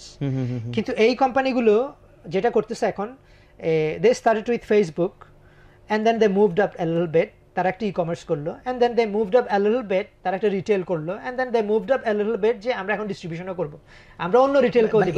এটা কিন্তু শপআপের জন্য খুব ভালো এক্সাম্পল হয়, কারণ শপআপ শুরু করছিল হচ্ছে জাস্ট দিয়ে ফেসবুকে যারা মার্কেটিং এর সাপোর্ট দিয়ে, সেখান থেকে কিন্তু এখন ঢাকা না, মেবি পুরো বাংলাদেশের 80% মানে পাঙ্গাস মাছের যত ডিস্ট্রিবিউশন, ইন্টারেস্টিং, শপআপের সাথে কেউ পাঙ্গাস মাছকে কানেক্ট করবে না মেবি, প্রায় 80% অফ পাঙ্গাস মাছ যেটা মার্কেটে অ্যাভেলেবল, এটা কিন্তু ওদের মাধ্যমে ডিস্ট্রিবিউটেড হয়। খুবই চমৎকার। হ্যাঁ, জি। আমাদের ক্ষেত্রে আপনি বলতে আমার মাথায় আসলো যেটা, মানে আমাদের ইবুক, এই ইবুক আমরা অনেক দিন ধরে একটু করে করতেছি, বাট আমাদের টোটাল রকমারি বিজনেসের কাছে ইবুকের রেভিনিউটা খুবই ছোট। হ্যাঁ। সো হোয়াইরাজ আরো ছোট প্লেয়ার যে শুধু ওইটুকুই করতেছে, সে মেবি ওটা নিয়ে খুব ফ্যাসিনেটেড এফোর্ট দিচ্ছে। আমরা ভাবতেছি আর পুরো রেভিনিউ গেছে এইটুক, এই নিয়ে আর কি এত মিটিং এ টাইম দিব। হ্যাঁ, এটা আসলে ট্রু যে আসলে এই সাকসেসফুল হওয়াটাই ওই ডিসরাপশনের জন্য বাধা হয়ে দাঁড়ায়। হ্যাঁ, অনেক সময় আপনারা ধরেন সো আমরা যদি এখন পরের পার্টে চলে যাই, যেখানে তো এখানে তো প্রবলেমটা বলা হইলো যে সফল হওয়াটাই আমার ব্যর্থতার কারণ। তো এখন সমাধান, উনি পার্ট 2 তেই তো সমাধানটা ডিসকাস করা হয়েছে, তো সেই জায়গায় যদি এখন আমরা যাই যে সমাধানগুলোকে উনি কিভাবে দেখতেছেন, কিভাবে ডেসক্রাইব মানে উনি এটা তো আসলে প্রবলেমটা হচ্ছে ডিসিশন মেকিং এবং মার্কেটিং প্রবলেম। উনি ওনার থিসিস হচ্ছে এটা একটা মার্কেটিং প্রবলেম ফার্স্টে, কারণ হচ্ছে যেমন ফার্স্ট পার্টে আরো অনেক কিছু জিনিসপত্র আছে, যেটা যেমন ধরেন আপনার অনেক সময় আমরা যদি একেবারে এগ্রিকালচারের যে আইডিয়াটা নিয়ে আপনার সাথে কথা বললাম, সেটা হচ্ছে অনেক কোম্পানির জন্য, অনেক সাকসেসফুল এগ্রিকালচার কোম্পানি যারা হয়তো কনজিউমার আইটেমস নিয়ে ডিল করে, তাদের জন্য এই মার্কেটটা লুক্রেটিভ না। এটার একটা কারণ হচ্ছে এই মার্কেটটা ওরা ডিসকভারি করে নাই, দে ইভেন ডোন্ট নো যে এই মার্কেট এক্সিস্ট করে, যে ফেসবুকে বিক্রি করে আপনি একটা নতুন সেট অফ কাস্টমারকে আপনি ঘি, মধু অথবা চাল, ডাল এগুলো বিক্রি করতে পারবেন। They do not even think about it, কারণ হচ্ছে they are so busy with serving their existing customer. তো এই মার্কেটটা তো একটা ডিসকভারির ব্যাপার আছে আর কি, নিউ মার্কেট ডিসকভারির ব্যাপার আছে। তো এই জন্য উনি বলছেন যে অনেক সময় this is a marketing problem, আপনাকে মার্কেটিং ওয়াইজ আপনাকে এক্সপ্লোর করতে হচ্ছে যে where are new opportunities and ওগুলো আর কি। তো উনি এটার সমাধান দিচ্ছেন হচ্ছে আপনাকে একটা অটোনমাস অর্গানাইজেশন করতে হবে। If you are large company, তাহলে হচ্ছে আপনাকে ডিকাপল করতে হবে, যে আপনার যদি ডিসরাপটিভ ইনোভেশনের ওই যে অর্গানাইজেশনটাকে এই জিনিসগুলো নিয়ে ডিল করবে, you have to separate that. আপনি অনেকে আমাদের এখানে কিন্তু এটার আবার আমি বলবো যে আমাদের লোকালি যে মডেলটা আছে, কংগ্লোমারেটস যে মডেলটা, যেখানে আপনার একটা গ্রুপ অফ কোম্পানিজের আন্ডারে অনেকগুলো কোম্পানি, এসবিও টাইপের, this is a very good model এবং this is a very durable model আর কি। এটা কিন্তু ওয়েস্টে নাই, ওয়েস্টে কিন্তু কংগ্লোমারেটস, এটার জন্য মনে হয় প্রাণ সবচেয়ে বেশি এই এক্সাম্পলটা ক্রিয়েট করছে। ও এত ছোট ছোট ছোট ছোট কোম্পানি তৈরি করছে যে প্রত্যেকটা কোম্পানি হয়তো অল্প কিছু টাকা ডিল করছে, বাট প্রাণ এত বড় কোম্পানি চিন্তা করলে যে এই অল্প টাকার জন্য কি করবে, দেখা যাচ্ছে যে ওর মানে প্রত্যেকটা প্রোডাক্টে অনেকগুলা ব্র্যান্ড সাব ব্র্যান্ড তৈরি করে রাখছে। সো এটা তো অ্যাকচুয়ালি ও এটাকে খুব ভালো মতো ইউজ করছে, প্রাণ করছে। আমি বলবো যে অনেকগুলো কোম্পানি করছে, কিন্তু অনেক সময় যেটা হয় যে ইনফ্যাক্ট কংগ্লোমারেট স্ট্রাকচারের মধ্যেও তো ডিসিশন মেকিং এর মধ্যে আপনার ওই কোয়েশ্চেনসগুলো, আপনি যে প্রশ্নটা যেমন আপনার রকমারিতে যেটা বললেন যে এটা তো আমাদের জন্য খুবই স্মল আর কি, আপনার গ্রুপে যখন আপনি ডিসিশন নিচ্ছেন তখন এটা অনেক সময় ডিফিকাল্ট হয়ে যায়। তখন উনি বলছে যে আপনি আরেকটা বিষয় থাকে, কারণ হচ্ছে যে ওই ওয়ান লার্জ বিগ কোম্পানি হইলে যে হায়ারার্কিটা, এটা তো মানে ওইরকম ফাস্ট ডিসিশন মেক করা কোনো সম্ভব হয় না। মানে ওই যে উনি প্রিন্সিপালসের মধ্যে কিন্তু এই জিনিসটা আছে আর কি। উনি প্রিন্সিপালস 5টা প্রিন্সিপাল বলছে ডিসরাপটিভ ইনোভেশনের 5টা প্রিন্সিপাল। একটা প্রিন্সিপাল হচ্ছে, প্রথম প্রিন্সিপালসটা হচ্ছে আপনার থিওরি অফ রিসোর্স ডিপেন্ডেন্স বলছে। মানে কোম্পানিগুলো তো আসলে কাস্টমার এবং ইনভেস্টরের উপর রিসোর্সের জন্য ডিপেন্ড করে। তো আপনাকে কাস্টমারই তো আপনাকে রেভিনিউ দিচ্ছে, তখন আপনি অ্যাজ এ গুড কোম্পানি আপনি যখন ডিসিশন মেক করছেন, তাহলে যে কাস্টমারকে আপনি সার্ভ করছেন তার থেকে বেশি টাকা পাওয়া যায় কিভাবে, এই অ্যাঙ্গেল থেকে আপনি ডিসিশনটা নেবেন। সো আপনার রিসোর্সের জন্য আপনাকে কিন্তু অন্যভাবে ডিসিশন মেক করাটা ডিফিকাল্ট আর কি। ইনভেস্টরও একই, ইনভেস্টর তো আপনাকে only will invest in your stock অথবা আপনার কোম্পানিতে যখন আপনি earning more money, investing in profitable, মানে আরওআই তো চিন্তা করবে তার রিটার্ন অন ইনভেস্টমেন্ট। এক্স্যাক্টলি। উনি আরেকটা প্রিন্সিপাল ওখানে আছে হচ্ছে একটা কোম্পানির capabilities are also it's disabilities, যেটা আপনি বললেন যে একটা কোম্পানি তো আসলে প্রসেস উনি ভ্যালুজ নেটওয়ার্ক বলে একটা কনসেপ্ট ওখানে ইন্ট্রোডিউস করছেন, যে একটা কোম্পানির তো ভ্যালুজ থাকে, প্রসেসেস থাকে, স্টেক হোল্ডার্স থাকে, এবং এই সবগুলো কিন্তু একটা ডিসিশনকে ইনফ্লুয়েন্স করে। অনেক সময় এরকম কোম্পানি যখন স্ট্রাগল করে তখন কোম্পানিগুলো কি করে, তারা একটা এক্সটার্নাল লোক হায়ার করে, যে হয়তো কথার কথা আপনার ইবুকের কথা, আপনারা হয়তো ইবুক নিয়ে স্ট্রাগল করতেছেন, আপনার মনে হলো যে একটা ইবুকের এক্সপার্ট যদি আমি হায়ার করি তাহলে মনে হয় এই সমস্যাটা সমাধান হয়ে যাবে।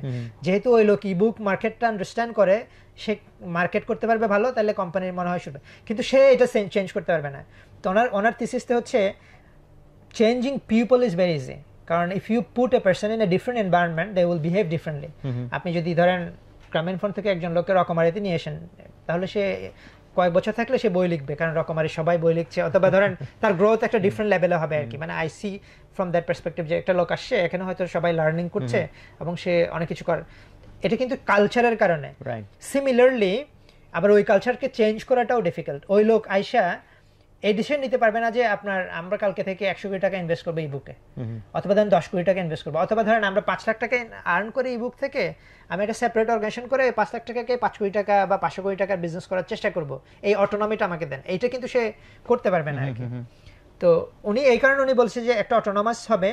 আর অলসো উনি আরেকটা কথা বলছেন, সেটা হচ্ছে আপনি এমন একটা টিম পুট করবেন, অটোনমি হলেও এমন একটা স্ট্রাকচার পুট করবেন যেখানে ওই মার্কেটের অপরচুনিটি সাইজের সাথে এটা করসপন্ড করে। কথার কথা ওই মার্কেট এখন কথার কথা 10 কোটি টাকার মার্কেট, আপনি এখানে 100 কোটি টাকা ইনভেস্ট করবেন না, কারণ তখন আপনি ইমপেশেন্ট হয়ে যাবেন, যে আপনার মনে হবে যে কিছুতে হচ্ছে না, কত টাকা ইনভেস্ট করলাম, এরকম টাইপের।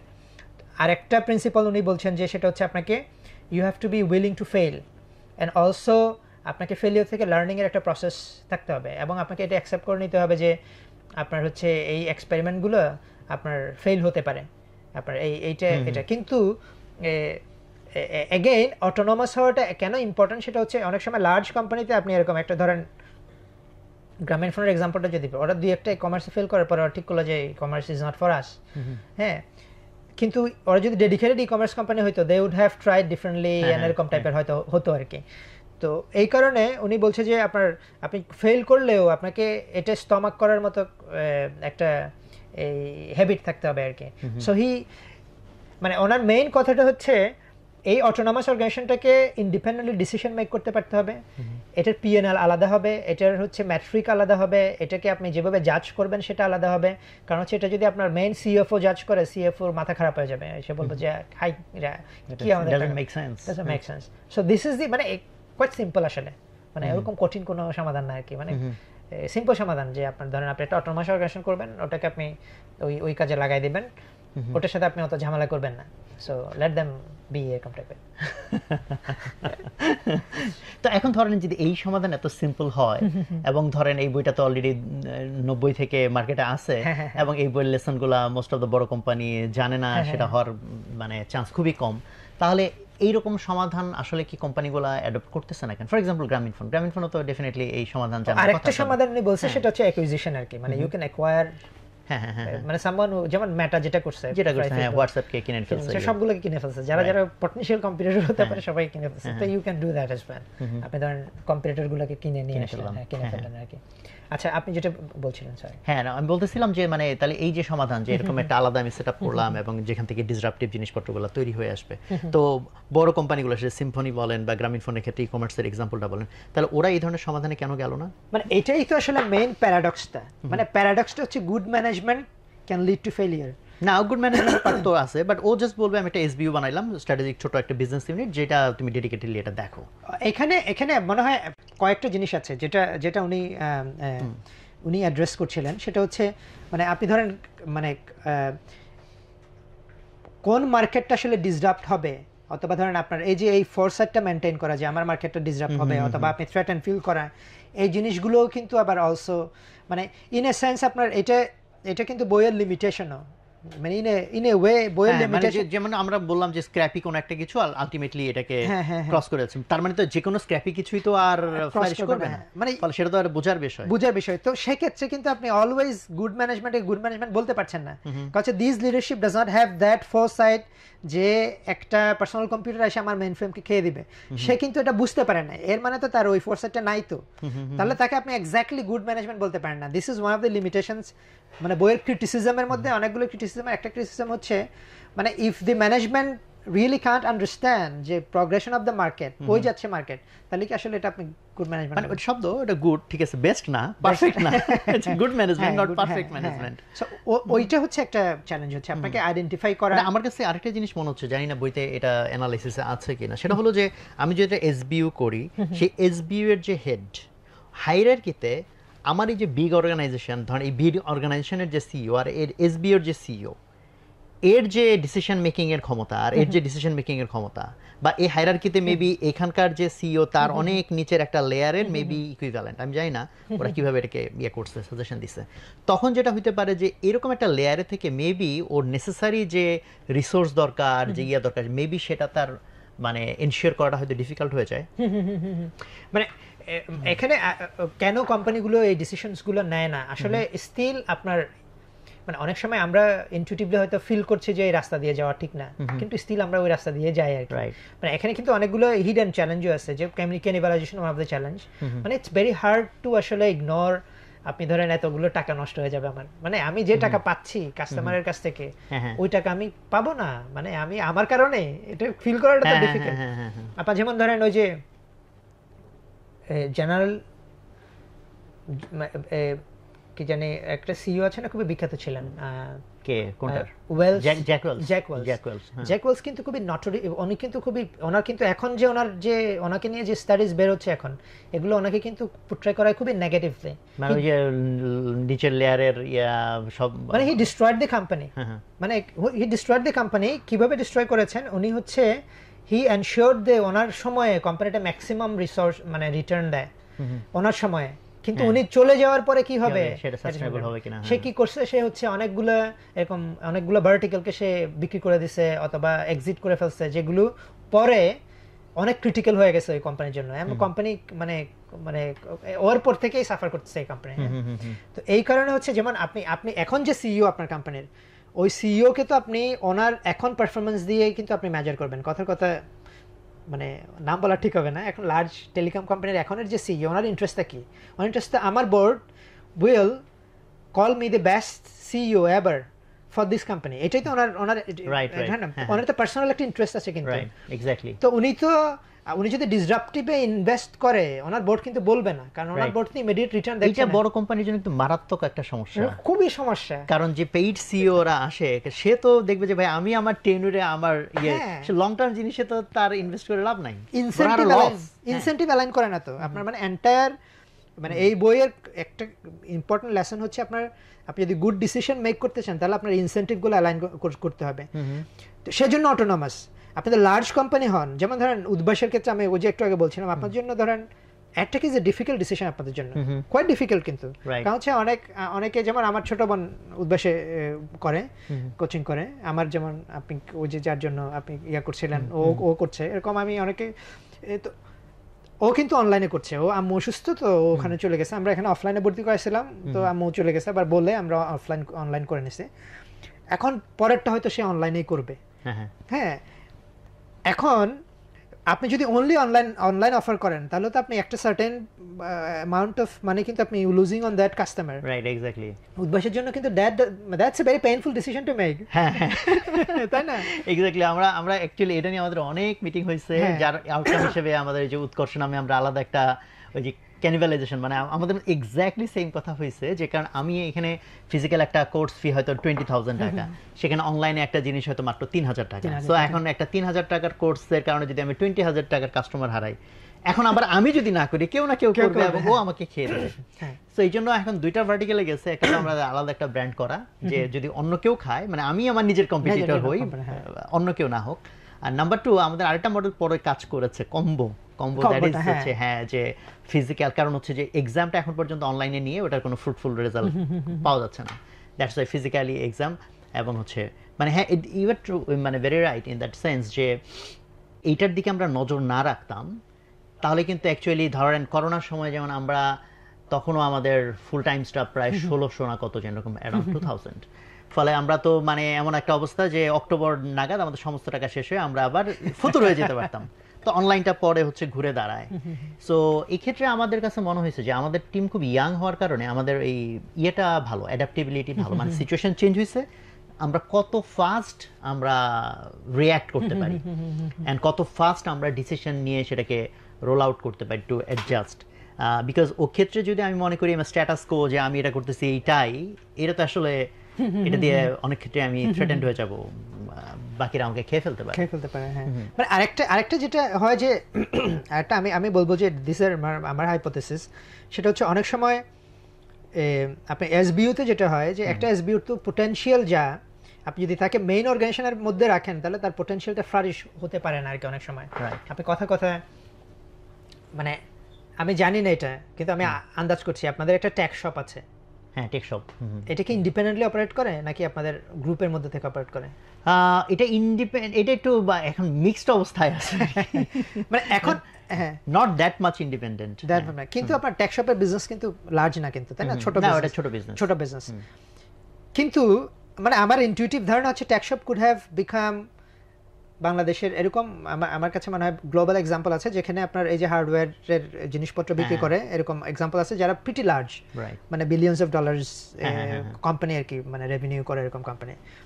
আমার কাছে মনে হয় যে সামহাও আমার কাছে মনে হয় যে এটাকে যদি আপনারা ইন্ডিপেন্ডেন্ট করে দিতেন, independent, not like making independent, তাহলে এটা কিন্তু তার ফুল পোটেনশিয়ালটা এক্সপ্লোর করতে পারতো। এখন আপনাদের সেন্ট্রাল অর্গানাইজেশনের জন্য it doesn't make sense to allocate enough fund for it, তখন এটাকে যদি আপনি ইন্ডিপেন্ডেন্ট করে দেন তাহলে যেটা হবে যে সেটা কিন্তু will look for its own fund.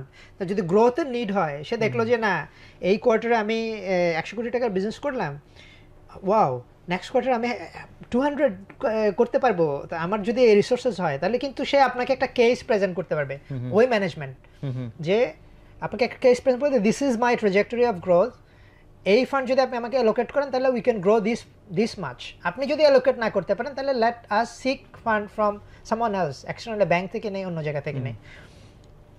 কিন্তু আপনার জন্য তো এটা মানে এখনের যে ফ্রেমওয়ার্ক, এখানে তো আপনার জন্য এটা কিন্তু আপনার জন্য রিজনেবল না, রেশনাল এখানে না। অবশ্য আরেকটা প্রবলেম আছে, ধরেন হচ্ছে যদি আমরা এটা মনে করিও এটা বাংলাদেশের প্রবলেম, সেটা হচ্ছে রিসোর্স পাওয়া। বিকজ আপনি একটা এসবিইউতে যে সিইওটা আপনার দরকার, এটা কারণ ও কিন্তু ছোট বিজনেস ইউনিটের সিইও, বাট ওই একটা ছোট বাচ্চার যেমন তার হাত পা সব অর্গান আছে, একটা বড় মানুষের সব অর্গান আছে, বাট ছোটদেরও তো সব অর্গান আছে, প্রত্যেকটা অর্গানকেই তো মানে আপনার ফাংশনাল রাখতে হয়। ফলে অ্যাকচুয়ালি ওখানে ক্যাপেবল সিইও বাংলাদেশে পাওয়া, বিজনেস যে ট্রুলি রান করতে, এটা ভেরি ভেরি ডিফিকাল্ট। ফলে এই ক্ষেত্রে আমাদের এরকম অনেকগুলো কেস আছে যে ক্ষেত্রে আমরা আসলে প্রপার লোক থাকলে আমরা আসলে এটাকে ইন্ডিপেন্ডেন্ট করতাম।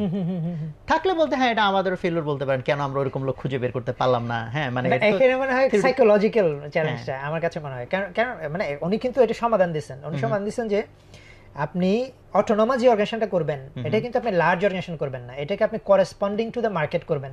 মানে আপনার মার্কেট যদি 100 টাকার মার্কেট হয় না, বাট সেটা আমি মেনে নিছি, হ্যাঁ। কিন্তু ওই ছোট জিনিসকে চিন্তা করেন, অনেক বড়দেরকে কি নাম বলে টপল করে সে বড় হবে, তার জন্য ওই সিও কিন্তু এনাফ স্মার্ট হবে। সেজন্য এটা আপনাকে কিন্তু এটা রাখতে হবে যে আপনাকে you have to be willing to fail এবং হচ্ছে লার্ন, এটা কিন্তু আপনাকে রাখতে হবে। সেটার সমাধান দিচ্ছে সে। রাইট। হ্যাঁ, কারণ হচ্ছে মানে এই প্রবলেমগুলো আছে, তো সে এগুলো স্টাডি সে দেখছে যে এই প্রবলেমগুলো আছে, আপনি কিন্তু এই আপনি লজিক্যাল চিন্তা করতেছেন কিন্তু। কারণ আমি হ্যাঁ এক্স্যাক্টলি আমি যে পেইনটা নিতে চাইতেছি না, ফিল করার যে মানে ডেফিনেটলি সে কিন্তু ফেলিয়ারটাকে ইনএক্সপেন্সিভ করার জন্য বলছে যে আপনাকে এটাকে করেসপন্ডিং টু দ্য মার্কেট করতে হবে। মানে আপনার যে market existing market size, not like the future market size, existing যে মার্কেট সাইজ, এই মার্কেট সাইজ ওয়াইজই আপনি করেন। আপনার অটোনোমাস যে অর্গানাইজেশনটা করবেন এটাকে এই মার্কেট সাইজ করবেন। এটা যদি 500 টাকা রেভিনিউ করে আপনি এটাকে 100 টাকার অপারেটিং অপেক্স দিয়ে রান করবেন, এরকম টাইপের করেন। বাট আপনি be willing to experiment learn, মানে যেটা আপনি ধরেন আজকে একটা নতুন অর্গানাইজেশন হলে, মানে উদ্ভাস যখন ডে 1-এ ছিল আপনি যা করতেন লেট ইট বি, মানে তাইলে আপনি কেন মনে করছেন যে it could not find its own? Sohag ভাই না, ওইটাই প্রবলেম বললাম যে ওই এন্টারপ্রেনিউরিয়াল অ্যাটিটিউডের যে লোক, হ্যাঁ এই লোক খুঁজে বের করা আসলে কিন্তু এটাতে টুক আপনার Udvash 6 years to get to a point যেখানে আপনি you are making enough money, আপনি তো একটা সময় নিয়েছেন না, 8 ইয়ার্স। হ্যাঁ 8 ইয়ার্স টু বিকাম হু আপনার ধরেন। সেটা তো আমি এন্টারপ্রেনার ছিলাম বলে। কিন্তু আপনি যদি আপনি কেন সেম অপরচুনিটি আপনার একটা এসবিইউ কে অফার করতে আনউইলিং কেন? বাট ওরকম আরেকজন এন্টারপ্রেনার ওরকম একটা কপি খুঁজে পাওয়া তো ডিফিকাল্ট, বিকজ মানে সেজন্য এখন ধরেন আমরা অন্যভাবে জিনিসটা চিন্তা করি যে দুইটা সমাধানে আমরা সেকেন্ডার দিকে আসি। আচ্ছা, রেদার হচ্ছে যে অন্য যারা এন্টারপ্রেনার বিভিন্ন রকম কিছু ট্রাই করতেছে, let us work with them, যেটা আমাদের যে অন্যরকম উদ্যোক্তা প্রোগ্রাম, যেটা এটার একটা ভিশনের একটা পার্ট, যেখানে হচ্ছে যে হ্যাঁ অন্য কেউ ভালো করতেছে, সে একটা উদ্যোক্তা, সে ডিসরাপশন করতেছে, let us get involve in that project. আমরা অ্যাকচুয়ালি ওই অ্যাপ্রোচে যাওয়াটাকে বেটার মনে করতেছি বা আমাদের জন্য ইজিয়ার মনে করতেছি আর মানে ওইটাও কিন্তু মানে ওইটাও এক ধরনের অ্যাকুইজিশন টাইপের, যে ওই ধরনের এক্সটার্নাল কোম্পানিতে হয়তো হ্যাঁ মানে তখন এটা সেন্স মেক করবে। কারণ আমি যদি এখন একটা ওই এসবিইউ করি এবং পেইড একটা লোকরে আমি ওখানে বসাই সিইও হিসেবে, আমার কাছে মনে হয় বাংলাদেশের কনটেক্সটে এটা ডিফিকাল্ট। রেদার আমি ধরেন অন্য কেউ এই টাইপের কিছু একটা ট্রাই করতেছে, বরং ওকে মার্চ করে নেওয়া, অ্যাকুইজিশন করে নেওয়া, আই থিংক এটা হয়তো বেশি কাজ করতে পারে, আমার মনে হয়েছে আর কি। মানে হতে পারে, মানে আমি কিন্তু আমি এরকম কোনো এক্সাম্পল আমি আসলে মানে আমাদের মার্কেটে আর কি আমি যেটা দেখলাম না, সেটা হচ্ছে অনেক কোম্পানি কিন্তু এরকম ইনভেস্ট করেছে আর কি, মানে ই কমার্স টেকে আমরা অনেকগুলো কোম্পানি এরকম অ্যানালিসিস করেছি। যেমন আমরা ইনভেস্ট করেছে বলতে কি মানে স্ট্র্যাটেজি এসবিইউ টাইপের আর কি, ইনস্টেড অফ ধরেন ইনভেস্টিং ই কমার্স কোম্পানিতে অথবা একটা কোম্পানিতে, সিমিলার কোম্পানিতে অথবা একটা টেক কোম্পানিতে ইনভেস্ট করার থেকে ওনারা নিজেরাই একটা ওপেন শপ ওপেন করলো। ওগুলা কি সাকসেসফুল হচ্ছে না? আমি এটাই বলছি যে মানে বাংলাদেশের কনটেক্সটে এটা সাকসেসফুল হবে, ভেরি ডিফিকাল্ট। মানে এটা আমার কাছে মনে হয়েছে যে নট বিকজ যে আপনার ধরেন not because of not having people আর কি, মানে এটার কারণে আমার কাছে মনে হয় না যেটা এগুলো ফেল করেছে। আমার কাছে মনে হয় যে ফেল করেছে যে এক্স্যাক্টলি দ্য সেম প্রবলেম আমরা যে ডিসকাস করতেছি, কারণ হচ্ছে এটা আন্ডার দি সেম ম্যানেজমেন্ট, এবং এই যে এখানে যে সিইও আপনি অথরাইজ করছেন, that CEO can't make any decision, he does not have any power to allocate resources আর কি। স্টিল তার রিসোর্স, ওই যে এটা আমি একটু আগে বলছিলাম যেটা কেন পারতেছে না, কারণ এসবিইউ বললে এটা লাভ হচ্ছে না, কারণ ওর সিইও মেবি এখানকার লার্জ অর্গানাইজেশনের একটা মানে নিচের হায়ারার্কির কারো একজনের ইকুইভ্যালেন্ট, সো অ্যাকচুয়ালি ও ওরকম পাওয়ারফুল ডিসিশন মেক করতে পারবে না, অটোনমাস না। এই জন্য আমি বলতেছি যে রেদার ও যদি নিজের কোম্পানির হইতো, নিজের শ্রমঘাম দিয়ে ওর মানে ও এটার ফাউন্ডার কাম, তাহলে ধরেন he can make his own decision, ওই টাইপের হলে মেবি এটা মোর ফিজিবল হতে পারে। মানে পারহ্যাপস আমার কাছে মনে হয় হয়তো আমাদের মার্কেটের, আমি জানি না, আমাদের মার্কেটের হয়তো ল্যান্ডস্কেপ ইজ ডিফারেন্ট, কিন্তু এইটা আবার এই স্ট্র্যাটেজিটা কাজ করতেছে না আর কি। আপনি ধরেন একটা নতুন মার্কেটে, আপনি ধরেন গ্রামের ফোন ই কমার্স করলো, রবি করলো, অথবা ধরেন ওই যে করলো যে ওরা স্ট্রিমিং সার্ভিসেস করলো, অথবা ধরেন ওয়ালটন ই কমার্স করার চেষ্টা করতেছে, এরকম ইনিশিয়েটিভগুলো। বাট ওই যে দেখেন সমস্যাটা এখানে যে আমি একটা এসবিইউ করলাম, সেই এসবিইউর যে সিইও ও রিসোর্স কার কাছে চাইবে? ওই মেইন সিইও থেকে। হ্যাঁ, যদি মেইন সিইওর কাছে চায়, এখন এই মেইন সিইও কি ফাউন্ডার? ওর কি এন্টারপ্রেনিউরিয়াল অ্যাটিটিউড আছে? কারণ এই CEO most of the time large অর্গানাইজেশনের ক্ষেত্রে ও কিন্তু ফাউন্ডার না বা এন্টারপ্রেনিউর না, ও একজন পেইড ম্যানেজার, ফলে ওর ক্যালকুলেশনটার অনেক বেশি ফিউচার ওরিয়েন্টেড না, প্রেজেন্ট ওরিয়েন্টেড। হ্যাঁ, ফলে দেখছেন এই প্রবলেমটা হচ্ছে এখানে এসে আবার সেম প্রবলেম। হ্যাঁ, এখন আমি যে ছোট ছোট এতগুলো এসবিইউ করি, মূল যে ফাউন্ডার বা অথবা যে ইনভেস্টর, এবং মোস্ট অফ দ্য কেস বড় কোম্পানির ক্ষেত্রে ওয়ান সিঙ্গেল ইনভেস্টরস না, এই এসবিইউর যে সিইও ওর ওই মেইন ইনভেস্টরদের কাছে নক করে রিসোর্স নেওয়ার মেবি হচ্ছে অপশন থাকে না। হ্যাঁ, দিস আর চ্যালেঞ্জেস। মানে স্টিল আপনার ওই ম্যানেজমেন্ট ডিসিশনস গুলোকে আপনার you have to figure out and structure. মানে বেশিরভাগ অর্গানাইজেশন তো আসলে ফাংশনাল অর্গানাইজেশন, মানে উনি এটাও একটা, মানে উনি একটা সমাধান অফার করেছেন, সেটা হচ্ছে মোস্ট কোম্পানিজ আর ফাংশনালি ডিজাইনড আর কি। ফাংশনালি মানে হচ্ছে ধরেন আপনার অ্যাকাউন্টসের একটা টিম থাকে, আপনার এইচআর এর একটা টিম থাকে, এটা থাকে, আবার হচ্ছে হয়তো কয়েকটা এসবিইউ আছে, তারা শেয়ার্ড রিসোর্সেস আর কি। তো উনি ডিপার্টমেন্টাল অর্গানাইজেশন টাইপের একটা মল কথা বলছিলেন, যেখানে প্রত্যেকটা ডিপার্টমেন্টের জন্য পিএনএলটা আলাদা হবে আর কি। সো ইউ জাজ দিস ডিপার্টমেন্ট হচ্ছে ওই পিএনএল এর বেসিসে। আপনি ধরেন আপনি কথা ট্যাক্স শপকে রিসোর্স অ্যালোকেশন হবে, বাট তাদের একটা পিএনএল থাকবে। ইফ ইউ সি যে দে আর গ্রোয়িং, তাহলে স্টিল আপনি র্যাশনালি ডিসিশন মেক করেও তাকে রিসোর্স অ্যালোকেট করতে পারেন, ওরকম টাইপের একটা ব্যাপার থাকে আর কি। কিন্তু ওখানেও আবার অর্গানাইজেশনাল টুইকের ব্যাপার আছে আর কি। আপনি ধরেন মেইন ডিসিশন মেকিং এ আপনি কিভাবে ডিসিশনটা নিচ্ছেন, ওই জায়গাগুলোতে থাকে আর কি। ওকে, সো এখন আমি যদি এরকম, তাহলে আমরা তো মোটামুটি বইয়ের একটা মোটা দাগে ক্যানভাস পেয়ে গেলাম, যদিও ভিতরে তো আসলে অনেক ফ্রেমওয়ার্ক, প্রায় আমি দেখলাম 350 পাতার বই, মানে অনেক কিছু এখান থেকে নেওয়ার আছে। তো আমি একটু আলোচনাটাকে আরেকটা একটু নিতে চাই, আরেকটা ডাইমেনশন নিতে চাই। সেটা হলো যে আমাদের এই যে লেসনগুলা, যেটা হচ্ছে যে আমরা এখন কোম্পানির ভিতরে চিন্তা করলাম। কোম্পানি বলতে বাই ডিফল্ট আমরা ধরে নিয়েছি business organisations, but what about business অর্গানাইজেশনের বাইরের অর্গানাইজেশন, যেমন ফ্যামিলি, এটা একটা অর্গানাইজেশন, বা রাষ্ট্র, এটা একটা অর্গানাইজেশন, বা ধরেন সোশ্যাল অর্গানাইজেশন একটা organisation. So do you think যে এখানকার যে ফ্রেমওয়ার্ক, এটা ধরেন ওই ডিফারেন্ট ওইরকম টাইপের অর্গানাইজেশন, ওখানেও কি এই লেসন্সগুলোকে অ্যাপ্লাই করার সুযোগ আছে?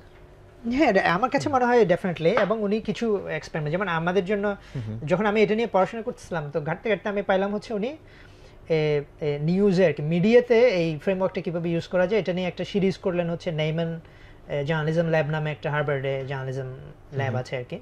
তো ওখানে হচ্ছে জয়েন্টলি ওনার সাথে কোলাবোরেট করে ওনারা একটা সিরিজ করেছিলেন যে আপনার নিউজ মিডিয়ার যে বিজনেস মডেলটা, এটা কেমন আপনি সুপার ইম্পোজ করবেন আর কি। তো ওয়ান অফ দি, যেমন ধরেন ওনারা অনেক বিজনেস মডেল টাইপের অনেক এক্সপেরিমেন্ট হচ্ছে এখন, যেমন হচ্ছে সাবস্ক্রিপশন বিজনেস মডেল। আমি বলবো যে some of this credit should go to আপনার হচ্ছে ক্রিস্টেনসেন আর কি।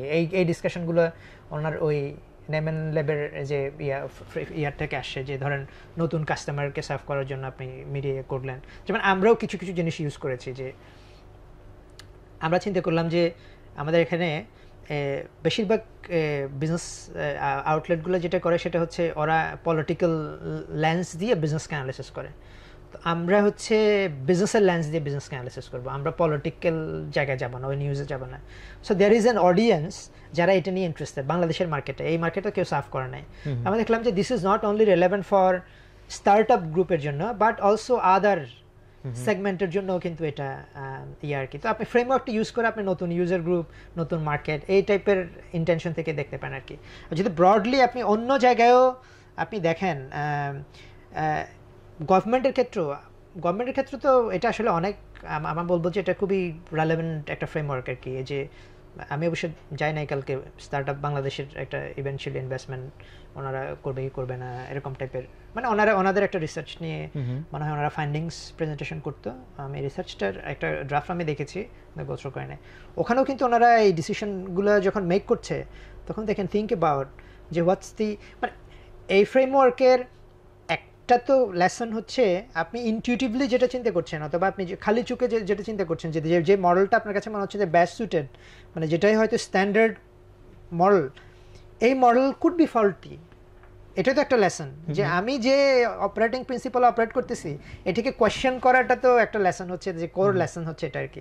সো দিস কোয়েশ্চেন আপনি কিন্তু সব সিচুয়েশনে করতে পারেন। মানে আমি ফ্যামিলিতে আমি যেভাবে অপারেট করতেছি এখন প্রবাবলি এটা ঠিক নাই আর কি, তাই না? ফ্যামিলিতে মনে হয় ডিসিশন মেকিং এর, রিসোর্স অ্যালোকেশনের, মানে কোয়েশ্চেনগুলো তো এটাই, ডিসিশন মেকিং, আপনি রিসোর্স অ্যালোকেশন কি করছেন, এই জিনিসগুলো তাহলে আমরা কি এটাকে ইনভার্স করতে পারি কিনা? এখন আমরা যেভাবে ডিসিশন মেক করি, বাট ফ্যামিলি মনে হয় আমার মনে যে অর্গানাইজেশন হিসেবে তো হয়তো ছোট, বাট আমরা যে গভর্নমেন্টের জায়গায় যাই, যে কারণ হচ্ছে পৃথিবীতে অনেক গভর্নমেন্ট আসতে গিয়ে মানে ফেল করে, অনেক গভর্নমেন্ট ক্রমাগত ফ্লারিশ করে। So government is a large organisation. So ওইখানে কি আমরা এই ধরনের জিনিসপত্র চিন্তা করতে, ফর এক্সাম্পল যে কোন একটা সরকার তার মেইন রেমিটেন্স আসে বা মেইন তার রেভিনিউ আসে এইটা সেক্টর থেকে, দেন হচ্ছে কোন একটা জায়গা, ফর এক্সাম্পল বাংলাদেশের জন্য যদি বলি, for example RMG garments, so গার্মেন্টসে আমাদের রেভিনিউ আসে, বাট হচ্ছে আন্তর্জাতিক কারণে হোক ইত্যাদি ইত্যাদি বিভিন্ন রকম কারণে হোক যে আমরা এটা ফল করতে পারে। সো সরকার হয়তো আরেকটা তার কোনো এক্সপোর্ট রেভিনিউ যেটাকে হয়তো সে গুরুত্বই দিচ্ছে না, যেটা হয়তো অন্য আরেকটা কান্ট্রি গিয়ে সেটাকে এমন একটা কিছু করলো যেটা আমার মেইন যে এক্সপোর্ট মার্কেট সেটাকে খেয়ে ফেললো। ওরকম এক্সাম্পল কি অ্যাকচুয়ালি এই বইয়ের ভিতরে ওনারা গভর্নমেন্টের জায়গা থেকে আনছেন কিছু নাকি? উনি পরে যেমন ওনার তো ইনোভেশন সলিউশন একটা বই আছে, তারপরে হচ্ছে আপনার আরেকটা বই আছে আপনার ইনোভেশন, নামটা ভুলে গেলাম আমি, আর ওই পার্সোনালের উপরে যেটা বই, how will you measure your life, ওটা বাদে। তো আপনার ওখানে ওনার এই ফ্রেমওয়ার্ক নিয়ে এই ডিসকাশন কিন্তু হয়েছে আর কি। ওনার এই ফ্রেমওয়ার্ক সব জায়গায় অ্যাপ্লাই করার জন্য অনেক ধরনের ডিসকাশন আছে আর কি। আপনি ইফ ইউ মানে আউটসাইড অফ দ্য বুক, এই বইতে হয়তো ওরকম এক্সটেন্সিভ ডিসকাশন হয় নাই, কিন্তু বাইরে এটা নিয়ে সব ধরনের ডিসকাশন হয়েছে। এবং এটা খুবই রিলেভেন্ট আমার কাছে মনে হয় আপনার প্রশ্নটা, এবং খুবই রিলেভেন্ট এবং ভেরি ইন্টারেস্টিং কোয়েশ্চেন আমাদের আপনার কি বলে আমাদের পলিসি মেকারস এবং গভর্নমেন্টে যারা আছে ওনাদের জন্য। যে আপনি সিম্পলি আপনি রেভিনিউর কথা যেটা চিন্তা করলেন, যে আমি যদি বলি যে আমাদের এখানে স্টার্টআপ নিয়ে কিন্তু অনেক ধরনের কথা হচ্ছে, আমরা স্টার্টআপ কেমনে বেশি বানাতে পারি, এই ধরনের অনেক কথা হচ্ছে, কিন্তু আপনি চিন্তা ভাবনাগুলো হচ্ছে খুবই কমফোর্টেবল লাইনে আর কি। মানে আমি যেটা গ্লোবালি যেটা নিয়ে আলোচনা হচ্ছে, আমরা জাস্ট ট্রেন্ড ফলো করতেছি আমরা সামহাউ, ধরেন ইনফ্যাক্ট গ্লোবালি না আসলে, মানে আমাদের লোকাল যারা এটা করছেন, মানে ধরেন গভর্নমেন্টে যারা করছেন তাদের জন্য যেটা কনভেনিয়েন্ট এটা ওনারা করার চেষ্টা করছেন, because that's the establish framework ওনারা ইউজ করেন। কিন্তু কথার কথা আমাদের এখানে বিজনেস শুরু করাটা কোয়াইট এক্সপেন্সিভ। আপনার ট্রেড লাইসেন্স ফিস থেকে শুরু করে বিভিন্ন জায়গায় আপনার যেতে হয়, আপনার রেজিস্ট্রেশন ফিস থেকে শুরু করে আপনাদের এভরি ইয়ার আপনাকে ট্রেড লাইসেন্স রিনিউ করতে হয়। আপনি 5 ইয়ার্স করে দিতে পারেন, 10 ইয়ার্স করে দিতে পারেন, একসাথে ফি নেন, অথবা আপনি কোম্পানি রেজিস্ট্রেশনের জন্য আপনি এটাকে ফ্রি করে দিতে পারেন, অথবা কম খরচ করে দিতে পারেন, অথবা আপনার ধরেন কোম্পানি করলেই আপনাকে রেভিনিউ করেন না করেন আপনাকে অডিট করতে হবে, এগুলো আপনি মওকুফ করে দিতে পারেন। এখন এখানে যে থিঙ্কিংটা কাজ করে সেটা হচ্ছে গভর্নমেন্ট থিংস, যে ট্রেড লাইসেন্স করতে গিয়ে যে ফিজ আমি পাই, that's a source of my revenue. But যদি আপনার এখানে সাকসেসফুল কোম্পানির সংখ্যা বেশি হয় তাহলে আপনি যে রেভিনিউ ওখান থেকে আর্ন করবেন এটা তো এটার তুলনায় আসলে নস্যি, তাই না? কিছুই না। কিন্তু আপনি এই অল্টারনেটিভ থিঙ্কিংটা কিন্তু সে করতে পারছে না, কারণ ওই যে অনেকটা আপনার ইয়ার মতো, ক্যাশ ইজ লাইক ওপিএম এর মতো আর কি। আপনি অলরেডি যে ক্যাশ পাচ্ছেন ওটাতে আপনি এমন ভাবে সাবমার্জড, হ্যাঁ সাবমার্জ, এবং আপনি অলওয়েজ চিন্তা করছেন, এখন আমরা অলওয়েজ কি চিন্তা করছি government, how can we increase VAT tax. আমি এক্স্যাক্ট সেম ইয়েটা এক্সাম্পলটা দিতে পারি। আমার একদম মানে ভালো একটা মানে উদাহরণ মাথায় আসলো। আমাদের ই কমার্সের ক্ষেত্রে এই গত 2-3 বছর আগে সরকার একটা রুল করলো যে আমাদেরকে সোর্সে ট্যাক্স কর্তনকারী সত্তা হিসেবে ঘোষণা করা হয়েছে। তার মানে হলো যে ধরেন রকমারিতে প্রায় কয়েক হাজার পাবলিশার বই বিক্রি করে, ফলে এই কয়েক হাজার পাবলিশারের যে এআইটি মানে সোর্স ট্যাক্স বা অ্যাডভান্স টিডিএস যেটাকে বলে, ট্যাক্স ডিডাক্টেড অ্যাট সোর্স, এই ট্যাক্সটা কেটে ওই ডকুমেন্ট সরকারকে দিতে হবে, আর হচ্ছে সেই ডকুমেন্ট ইয়েকে বুঝাই দিতে হবে। এখন বাংলাদেশের এই হাজার হাজার পাবলিশার মধ্যে মানে 3 নাম্বার তো ট্যাক্সের ইয়ে তো দূর কথা, ট্রেড লাইসেন্সে অনেকের নাই। এখন আমি আমার ব্যবসা এবং আমাদের 1 বছরের সিগনিফিক্যান্ট গ্রোথ হ্যাম্পার হয়েছে জাস্ট এই পলিসির কারণে, যে আমাদের গিয়ে এই আমার যারা পাবলিশার যারা বই সাপ্লাই করে এদেরকে গিয়ে এদের সাথে প্রচুর ঝগড়া বিবাদ মারামারি বলতে নট লিটারাল সেন্স মানে করে যে ভাই আপনাকে ট্যাক্সের টাকা কাটতে হবে, কেন ভাই ট্যাক্সের টাকা কাটতে হবে, আমি তো এটা না সেটা না।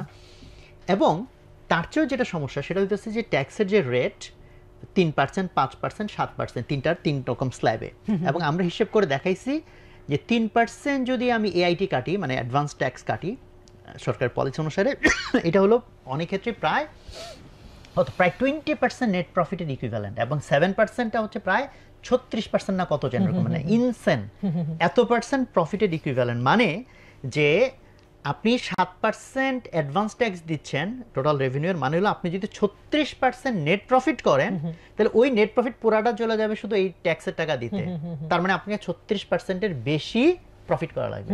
তো এখন বলেন মাদক ব্যবসা আর উল্টাপাল্টা কিছু ব্যবসা বাদ, ধান্দাবাজি ব্যবসা বাদ, কোন ব্যবসায় 36% ট্যাক্স হয়? তো এটা নিয়ে আমরা যখন এনবিআরে আর্গু করলাম, এনবিআর আলাদের আসলে কিন্তু লজিক্যাল কোনো অ্যান্সার নাই যে আসলে তো একটা বিজনেস কিভাবে এই প্রফিট করবে। হ্যাঁ, আর আমি একটা startup business, e commerce business, আর আমারও তুমি কেন দায়িত্ব দিচ্ছ তোমার লাঠিয়াল হিসাবে এত লোকের কাছ থেকে এই অ্যাডভান্স ট্যাক্স আদায় করার জন্য? তো আমরা এখন ধরেন আমাদের এই পাশের দেশ ইন্ডিয়ার একটা এক্সাম্পল দিলাম যে ওদের এখানে যেটা 1% ছিল এটা মানে যে এআইটি, সেটাকে ওরা ই কমার্সের জন্য কমায়া 0.1% আনছে। আমাদেরটা স্টিল সবচেয়ে কমটা হলো 3%। 0.1% কই, 3% কই। এখন সরকার বলতেছে আমার রেভিনিউ বাড়াইতে হবে, আপনারা সবাই খালি ট্যাক্স কমাইতে আসেন কেন? বাট দেখেন একটা ডিজিটাল বিজনেসের থ্রুতে সরকারের লাভ কি, যে এখন এই ডিজিটাল বিজনেসের থ্রুতে সরকারের সারা বাংলাদেশের টোটাল যে অফলাইন মার্কেট সেইখানের যা রেভিনিউ তার তুলনায় ডিজিটাল মার্কেট কিছুই না। 1%, ইউ নো বেটার, 1%, 2%, 3%। তো এই 1% ব্যবসার মধ্যে আপনি 3% রেট ধরে এমন কি টাকা আপনি আর্ন করবেন? রেদার যদি আপনি এখানে ছোট পার্সেন্টেজ অফ ট্যাক্স অ্যাপ্লাই করে মানুষজনকে উৎসাহিত করেন যে তোমরা ডিজিটাল বিজনেসে আসো, তাইলে না আপনি লং টার্মে গিয়া, কারণ ডিজিটাল বিজনেস সুবিধা কি সরকার এটা সার্ভেলেন্সের আন্ডারে থাকবে, মানে এখানে আপনি চুরিদারি করবেন বা ইয়ে করবেন এটা কোনো মানে ইয়ে নাই, সুযোগ নাই। অফলাইনে তো আছে আপনি চাইলে দিনকে রাতকে দিন বানানোর সুযোগ আছে। ফলে এটা একটা পলিসি ডিসিশন যে আমি শর্ট টার্মে যে রেভিনিউ বাড়াইতে চাই তাহলে আমার এটা এক্সিস্টিং বড় জায়গা থেকে বাড়ানো দরকার, আর আমি এই ই কমার্স অথবা এই যে ডিজিটাল বিজনেসগুলোকে আমি রাখি যেটাকে লং টার্মের, আমি যাতে এটা নেটটাকে বড় বানাইতে পারি। বাট দেখেন এই জিনিসটা আমরা এখনো পাশ করাতে পারি নাই। মানে পডকাস্টের সুযোগ ইস্যুটা আসলো মাথায় যে সেম থিং, যে ফলে এই যে থিঙ্কিং গুলো দরকার যেটাকে এসবি হিসেবে চিন্তা করা, কিন্তু এটাকে আমি মেইনটার সাথে মিলাই একই পলিসির আন্ডারে নিয়ে চলে আসতেছি। মানে আমাদের পলিসি থিঙ্কিং এ কিন্তু আপনি আসলে আপনি একটা জিনিস চিন্তা করবেন যে আমরা একটু যেটা বললাম যে মানে অফকোর্স সরকারের রেভিনিউ দরকার, আবার সরকারের কষ্ট তো কমানো দরকার, মানে that could B A revenue as well. আপনি যদি কস্ট খরচ কমান আর কি, আপনি অপ্রয়োজনীয় অনেক খরচ করে তো আমাদের সরকার। এন্ড দেন অলসো আপনি লং টার্ম থিঙ্কিং এর কথা যেটা বললেন সেটা হচ্ছে মানে এই যে আপনি যদি বিজনেস করাটাকে যদি আপনি ইনএক্সপেন্সিভ করেন আপনার লং টার্ম গেইন তো অনেক। আসলে আপনি যদি হান্ড্রেডস অফ আমাদের এখানে স্টার্টআপ নিয়ে অনেক কথাবার্তা কিন্তু গভর্নমেন্টে হয়, কিন্তু মেইন পলিসি চেঞ্জগুলো কিন্তু গভর্নমেন্ট করবে না। আপনি ইনএক্সপেন্সিভ করেন এটা করবে না, এটা কিন্তু আপনি 10-15 বছর 20 বছরের কথা চলতেছে, কিন্তু এটা সে করবে না। ওই যে সবার তো শর্ট টার্ম থিঙ্কিং যে ভাই লং টার্মের জন্য চিন্তা করে আমার কি লাভ, তখন আমি যদি ক্ষমতায় না থাকি ক্রেডিট পাবে আরেকজন।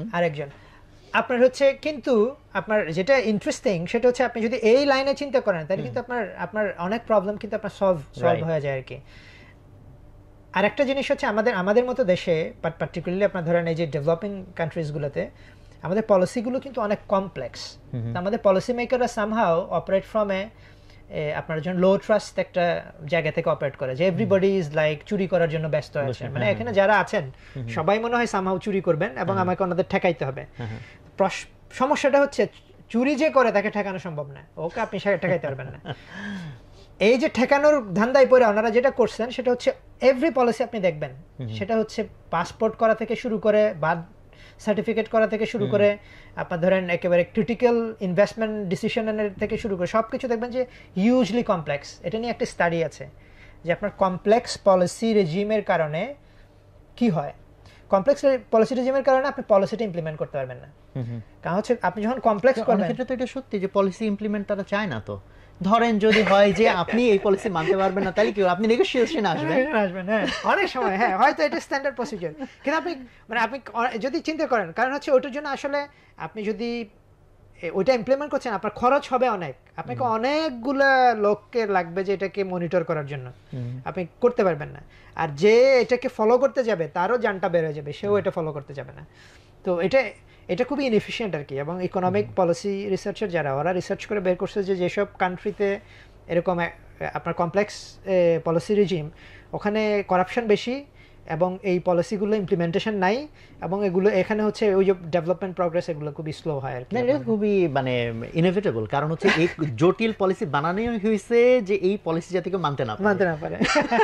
মানতে পারলে তো ভাই আমার সাথে সে নেগোশিয়েট করতে আসবে না। হ্যাঁ, রাইট। সো এইসব জায়গায় কিন্তু আপনার ধরেন একটা মানে এটা তো আমাদের এখানে তো লোকজন যে এমনি করছে তা না, এটা স্ট্যান্ডার্ড প্রসিডিউর বলেই করছেন। ওনারা মনে করছেন যে this is what is the best policy makers should do, মানে ওনারা হয়তো ওনাদের দিক থেকে এভাবে চিন্তা করছেন আর কি। সো দে শুড মানে অল্টারনেটিভ চিন্তার সুযোগ আছে কিনা আর কি। ওই তো আমি যে কোশ্চেনটাতে অরিজিনাল ছিলাম রাষ্ট্রের প্রশ্ন সেই জায়গা থেকে যদি আপনি একটু চিন্তা করেন বাংলাদেশের জায়গা থেকে, বাংলাদেশ এখন যেভাবে রেভিনিউ করতেছে, রেমিটেন্স তার 1 নাম্বার সোর্স, সেকেন্ড যদি বলি গার্মেন্টস 1-2 এর মধ্যে এগুলো আছে, বা আরো কিছু কিছু জায়গায় আছে। তো সেই জায়গাটাতে এই ফ্রেমওয়ার্ক যদি আমরা ইউজ করি, সো এমন তো হতেই পারে যে কেউ ডিসরাপশন আনলো, যে আমার এক্সপোর্ট মার্কেটে আমি যে প্রোডাক্টগুলো এক্সপোর্ট করি সেই জায়গায় ডিসরাপশন এসে আমার মার্কেটটা হারায় গেল। তো সেই জায়গাতে আপনি কিছু কি সাজেশন আপনার মাথায় আসে যে বাংলাদেশের গভর্নমেন্টের জন্য যদি কোনো আমরা এই ফ্রেমওয়ার্কের আন্ডারে কিছু বলতে চাই? মানে আরেকটু যদি স্পেসিফিক বলেন, মানে চ্যালেঞ্জেস এর ব্যাপারে আমাদের অ্যাওয়্যার হওয়া দরকার এরকম অ্যাঙ্গেল থেকে। হ্যাঁ, যেমন ধরেন যেটাতে আমি সাকসেসফুল হচ্ছি, ধরেন আরএমজি, সেটাই আমার ফেলিউরের কারণ হতে পারে। হ্যাঁ, যে আমি খুব সুন্দরভাবে আরএমজি চালাইতেছি, বা আমি ধরেন এক্সপোর্ট মার্কেট, লাইক এক্সপোর্ট বলতে হচ্ছে ম্যান পাওয়ার। হ্যাঁ, আমাদের দেশের লোকজন যেসব জায়গায় যাচ্ছে, যেসব জায়গায় হেভিলি আমাদের লোকরা আমরা এক্সপোর্ট করতেছে, এবং আমরা খুশি যে আমরা খুব ভালো। বাট যেটা হইলো যে কতটা আফ্রিকার একটা মার্কেট থেকে, আফ্রিকার অন্য একটা কান্ট্রি থেকে তারা এমন একটা কিছু করলো তা আমাদের চেয়ে চিপ লেবার হয়তো, অথবা এআই আসার কারণে হোয়াটএভার এত মানুষ আর লাগলো না, আমরা মানুষ রপ্তানি করতে পারলাম না। ডিসরাপটিভ টেকনোলজি আসলো, অন্য কোনো কান্ট্রি তার মধ্যে এমন কোনো সুযোগ সুবিধা তৈরি করতে পারলো যে কারণে আমাদের গার্মেন্টস আর আমরা রপ্তানি করতে পারলাম না। দ্যাট ইজ কোম্পানির মতো করে চিন্তা করলে আমি যেখান থেকে রেভিনিউ আর্ন করতেছিলাম সেই রেভিনিউটা হারাই গেল অন্য কোনো একটা কান্ট্রির কোনো একটা পলিসির কারণে, সে ডিসরাপটিভ কোনো একটা কিছু করলো বলে।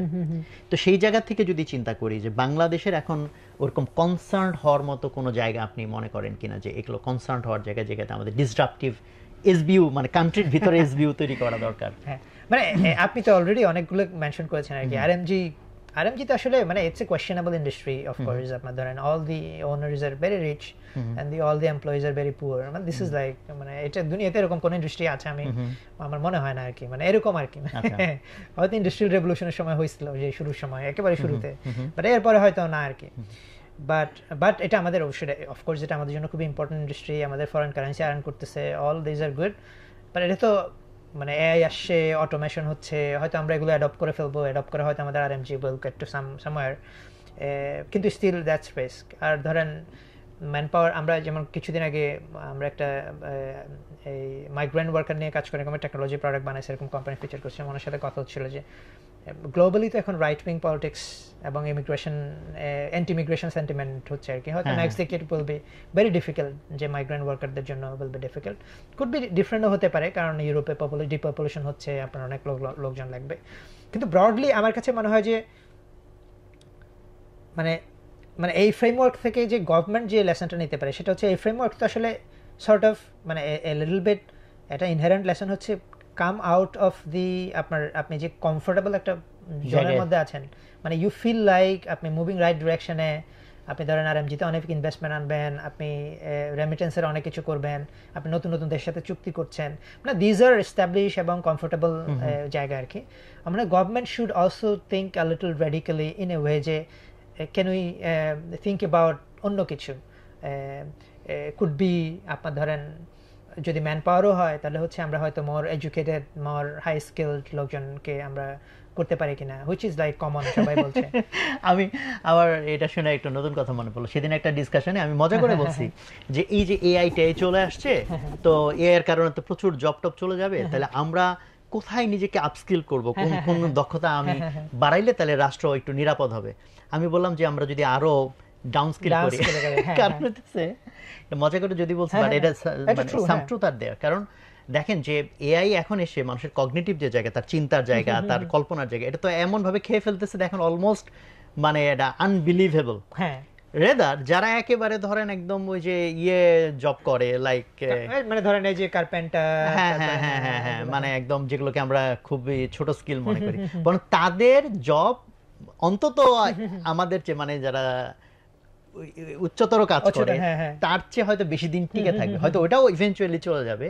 সো এটা যদি মজা করে বলছি, বাট আমার কাছে মনে হইতেছিল যে না না এটা অনেকেই বলছে, কিন্তু আপনার এই যে আমি কালকে একটা পডকাস্ট শুনতেছিলাম যে আপনার এই যে অ্যান্থ্রপিকের একজন বলছিল যে নেক্সট 5 ইয়ার্স এ almost 100% white collar job automate হয়ে যাবে, মানে we all will go out of আমাদের বিজনেস নাই আর কি, মানে সেটা ক্ষেত্রে আর কি। মানে এখন আপনি ধরেন ওই যে আপস্কিলিং এর যে বিষয়টা, নাও দ্যাটস এ কোয়েশ্চেন যে আপনি কোন বিষয়ে আপস্কিল করবেন। আপনি ভালো কার্পেন্টার বানাইলেন, হয়তো ভালো আপনার অন্য এরকম বেসিক স্কিলে করলেন, মানে ইউনিট আমাদের হয়তো একটা তো হচ্ছে মানে এআই এর ক্লেম গুলো তো আসলে অনেক লম্বা সময় ধরে হচ্ছে আর কি, মানে এআই ইজ লাইক ধরেন এখন অনেক বছর ধরে, তো 80s 70s এর থেকে তো এআই এর ডেভেলপমেন্ট গুলো শুরু হয়েছে। সো এই ধরনের একটু হয়তো এক্সপেকটেশন অ্যালাইন করে উই হ্যাভ টু থিঙ্ক যে না কোন কোন জায়গায় আর কি।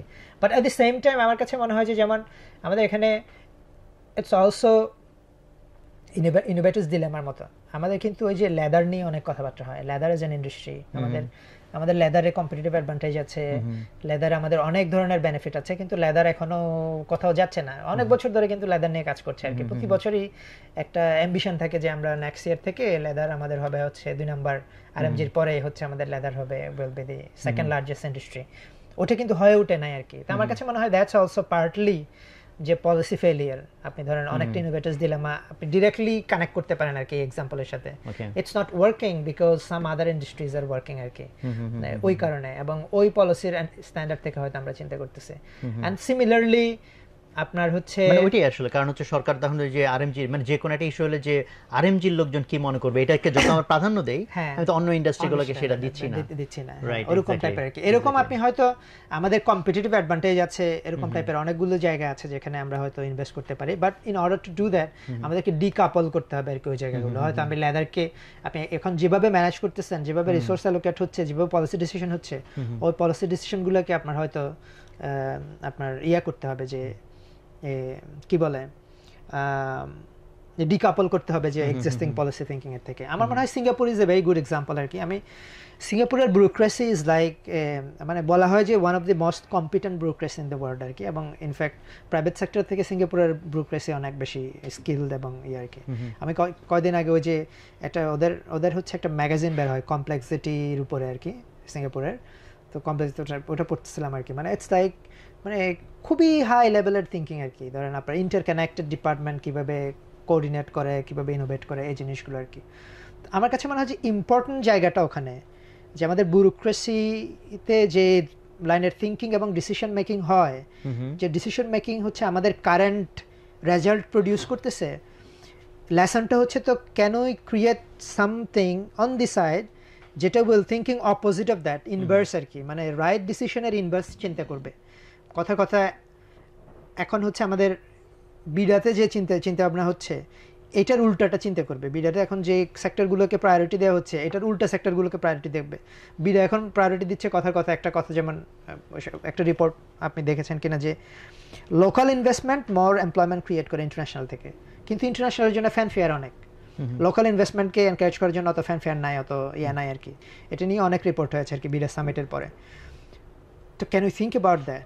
মানে দ্যাটস কিন্তু ভেরি গুড কোয়েশ্চেন, যে বিডা থেকে কি আপনি এটা চিন্তা করতে, বিডা তো আসলে নট ইন্টারন্যাশনালের জন্য না, লোকালের জন্য। তো বিডা থেকে এটা আপনি একটা উইন্ডো ওপেন করতে পারেন। আমরা তো রিসেন্টলি দেখলাম বাংলাদেশের কত লোকের কাছে হাজার হাজার কোটি টাকা, আমরা তো কষ্ট করে বিদেশে টাকা আছি, হ্যাঁ দেশের মধ্যে খুঁজে বের করলে তো হয় না। বেশি ভাবে অনেক কোম্পানি তো আসলে অনেক হাজার কোটি টাকা এফডিআর, কোম্পানি তো কোম্পানি, ইভেন ব্যক্তিরাই তো শুনছি 400 কোটি টাকার মালিক, ও এত হাজার কোটি টাকা, হ্যাঁ রাইট, এরকম টাইপের আর কি। সো আমার কাছে মনে হয় যে ওই জায়গাগুলোতে কিছু রেডিক্যাল থিঙ্কিং দরকার, এবং ওটা আসলে মোর ইম্পর্টেন্টলি একটা ব্যুরোক্রেসির আপনার of the standard quality of bureaucracy, ওটাও কিন্তু একটা কোয়েশ্চেন আর কি। আপনি কারণ ওই যে মূল সমস্যা ওটাই দাঁড়াইছে যে লং টার্মে চিন্তা করব, এইটা তো আসলে কেউ চিন্তা করতে মানে করাটা ডিফিকাল্ট। যেমন সবাই শর্ট টার্মে তো রেজাল্ট আনতে চাচ্ছে, দেখাইতে চাচ্ছে, বা যারা আছে যখন যেটা নিয়ে করতেছে, ভাই আমি তো কয়দিন থাকবো না থাকবো, সো এত লম্বা জিনিস হাত দিয়ে আমার লাভ কি, সো এটা অ্যাকচুয়ালি একটা প্রবলেম।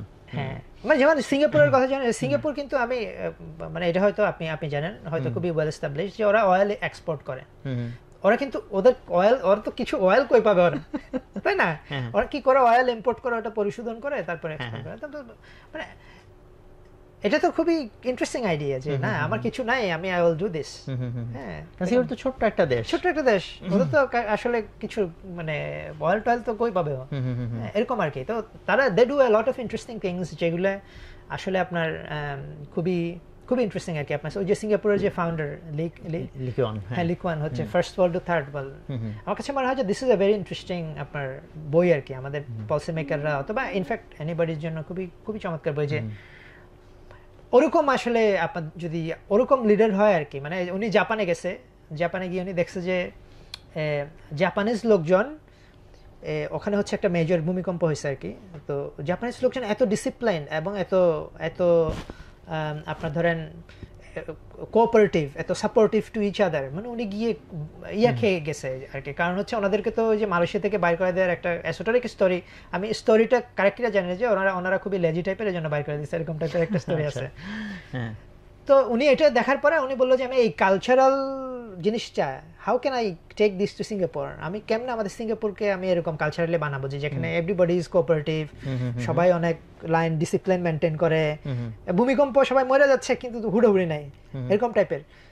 তো নাও এরকম লিডার, উনি এটা চিন্তা করছে এবং ওটাকে উনি ফ্রেমওয়ার্ক বানাইছে, ওটাকে উনি ইমপ্লিমেন্ট করছে, এরকম টাইপের আর কি। মানে হি টুক আপনার ধরেন যেমন উনি আমেরিকান ব্যুরোক্রেসি নিয়ে ওনার অনেক ফ্যাসিনেশন ছিল, যে আমেরিকা এটার একটা রিজন হচ্ছে ওদের পলিটিক্যাল লিডারশিপ যতটা না কম্পিটেন্ট, এর থেকে ব্যুরোক্রেসি যেটা আসলেই সরকার রান করে, ওরা অনেক কম্পিটেন্ট।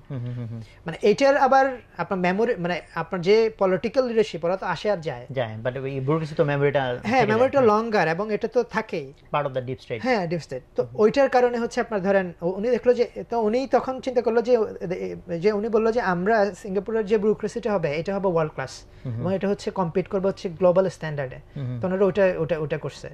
আপনার ধরেন যেমন আমি ওই যে কয়দিন আগে এই যে আমেরিকান কথা আসছে, আমেরিকান এই মিলিটারির একটা লোকের ইন্টারভিউ পড়তেছিলাম আর কি, লার্নিং রিলেটেড জিনিসপত্র পড়তেছিলাম আমি, এক্সপার্টাইজ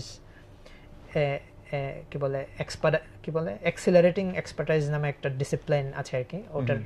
ওটার হচ্ছে আপনি কিভাবে লার্ন করেন, এটা tacit knowledge and all those things ওখানে আসে। তো ওই লোক হচ্ছে যেমন উনি নেভিতে ছিলেন, উনি নিউক্লিয়ার যে আপনার আমেরিকান নেভি ওটাতে ছিলেন। ওই লোক হচ্ছে উনি অনেকগুলো ফ্রেমওয়ার্ক এস্টাবলিশ করছে ওই অর্গানাইজেশনে, নেভিতে।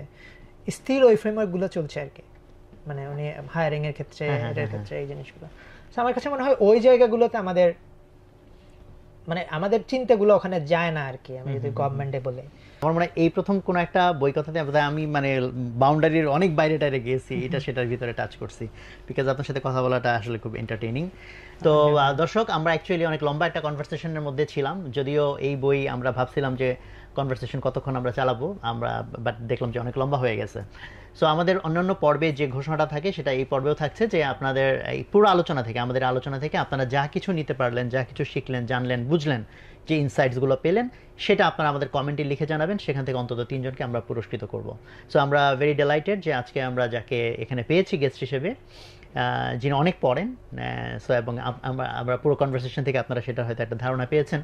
সো আমরা চাই যে বাংলাদেশে এরকম আরও অনেক বেশি মানুষ থাকুক যারা অনেক ইনডেপথে গিয়ে চিন্তা করবেন, ইনডেপথে গিয়ে প্রবলেম সলভ করার চেষ্টা করবেন। সো সেরকম চেঞ্জগুলো আসলে তখন আমাদের এই অনুষ্ঠানগুলো সার্থকতা থাকবে। সো আপনারা আমাদের জন্য দোয়া করবেন, আমাদেরকে ইন্সপায়ার করবেন, আমাদেরকে সাজেশন দিবেন যে আমরা আরও কীভাবে ভালো ভালো বই নিয়ে কথা বলতে পারি, ভালো ভালো গেস্টদেরকে নিয়ে আসতে পারি। এবং এই জিনিসটাও যদি আপনারা আমাদের কমেন্টে সাজেশনে জানান, আমরা নেক্সট এগুলো ফলো করার চেষ্টা করব। সবাই ভালো থাকবেন। আসসালামু আলাইকুম। 1 লক্ষাধিক পণ্য আর অসংখ্য সুবিধা নিয়ে আস্থার রকমারি আপনার দোরে। বই, gadgets, home appliance, foods, fashion, kids. ভেবে বলুন তো বইয়ের সাথে আপনার প্রয়োজনীয় কোন জিনিসটি নেই রকমারিতে। 3 লক্ষাধিক বই, 11,000+ কিডস আইটেম, 4,500+ গ্রোসারি ও অর্গানিক পণ্য, 14,000+ ইলেকট্রনিক্স অ্যান্ড অ্যাপ্লায়েন্স, 12,000+ বিউটি ও skin care item, 4,500 gadgets and gears, 5,500 kitchen item, 12,000+ furniture item, 1,500+ sports and fitness, 19,000+ stationery ও অফিস সরঞ্জাম, 2,000+ ইসলামী উপকরণ, 1,000-এরও বেশি অটোমোটিভ অ্যান্ড বাইক অ্যাক্সেসরিজ। যা কিছু দরকারি সাথে আছে রকমারি। বই ও পণ্য অর্ডার করতে ভিজিট করুন এখনই।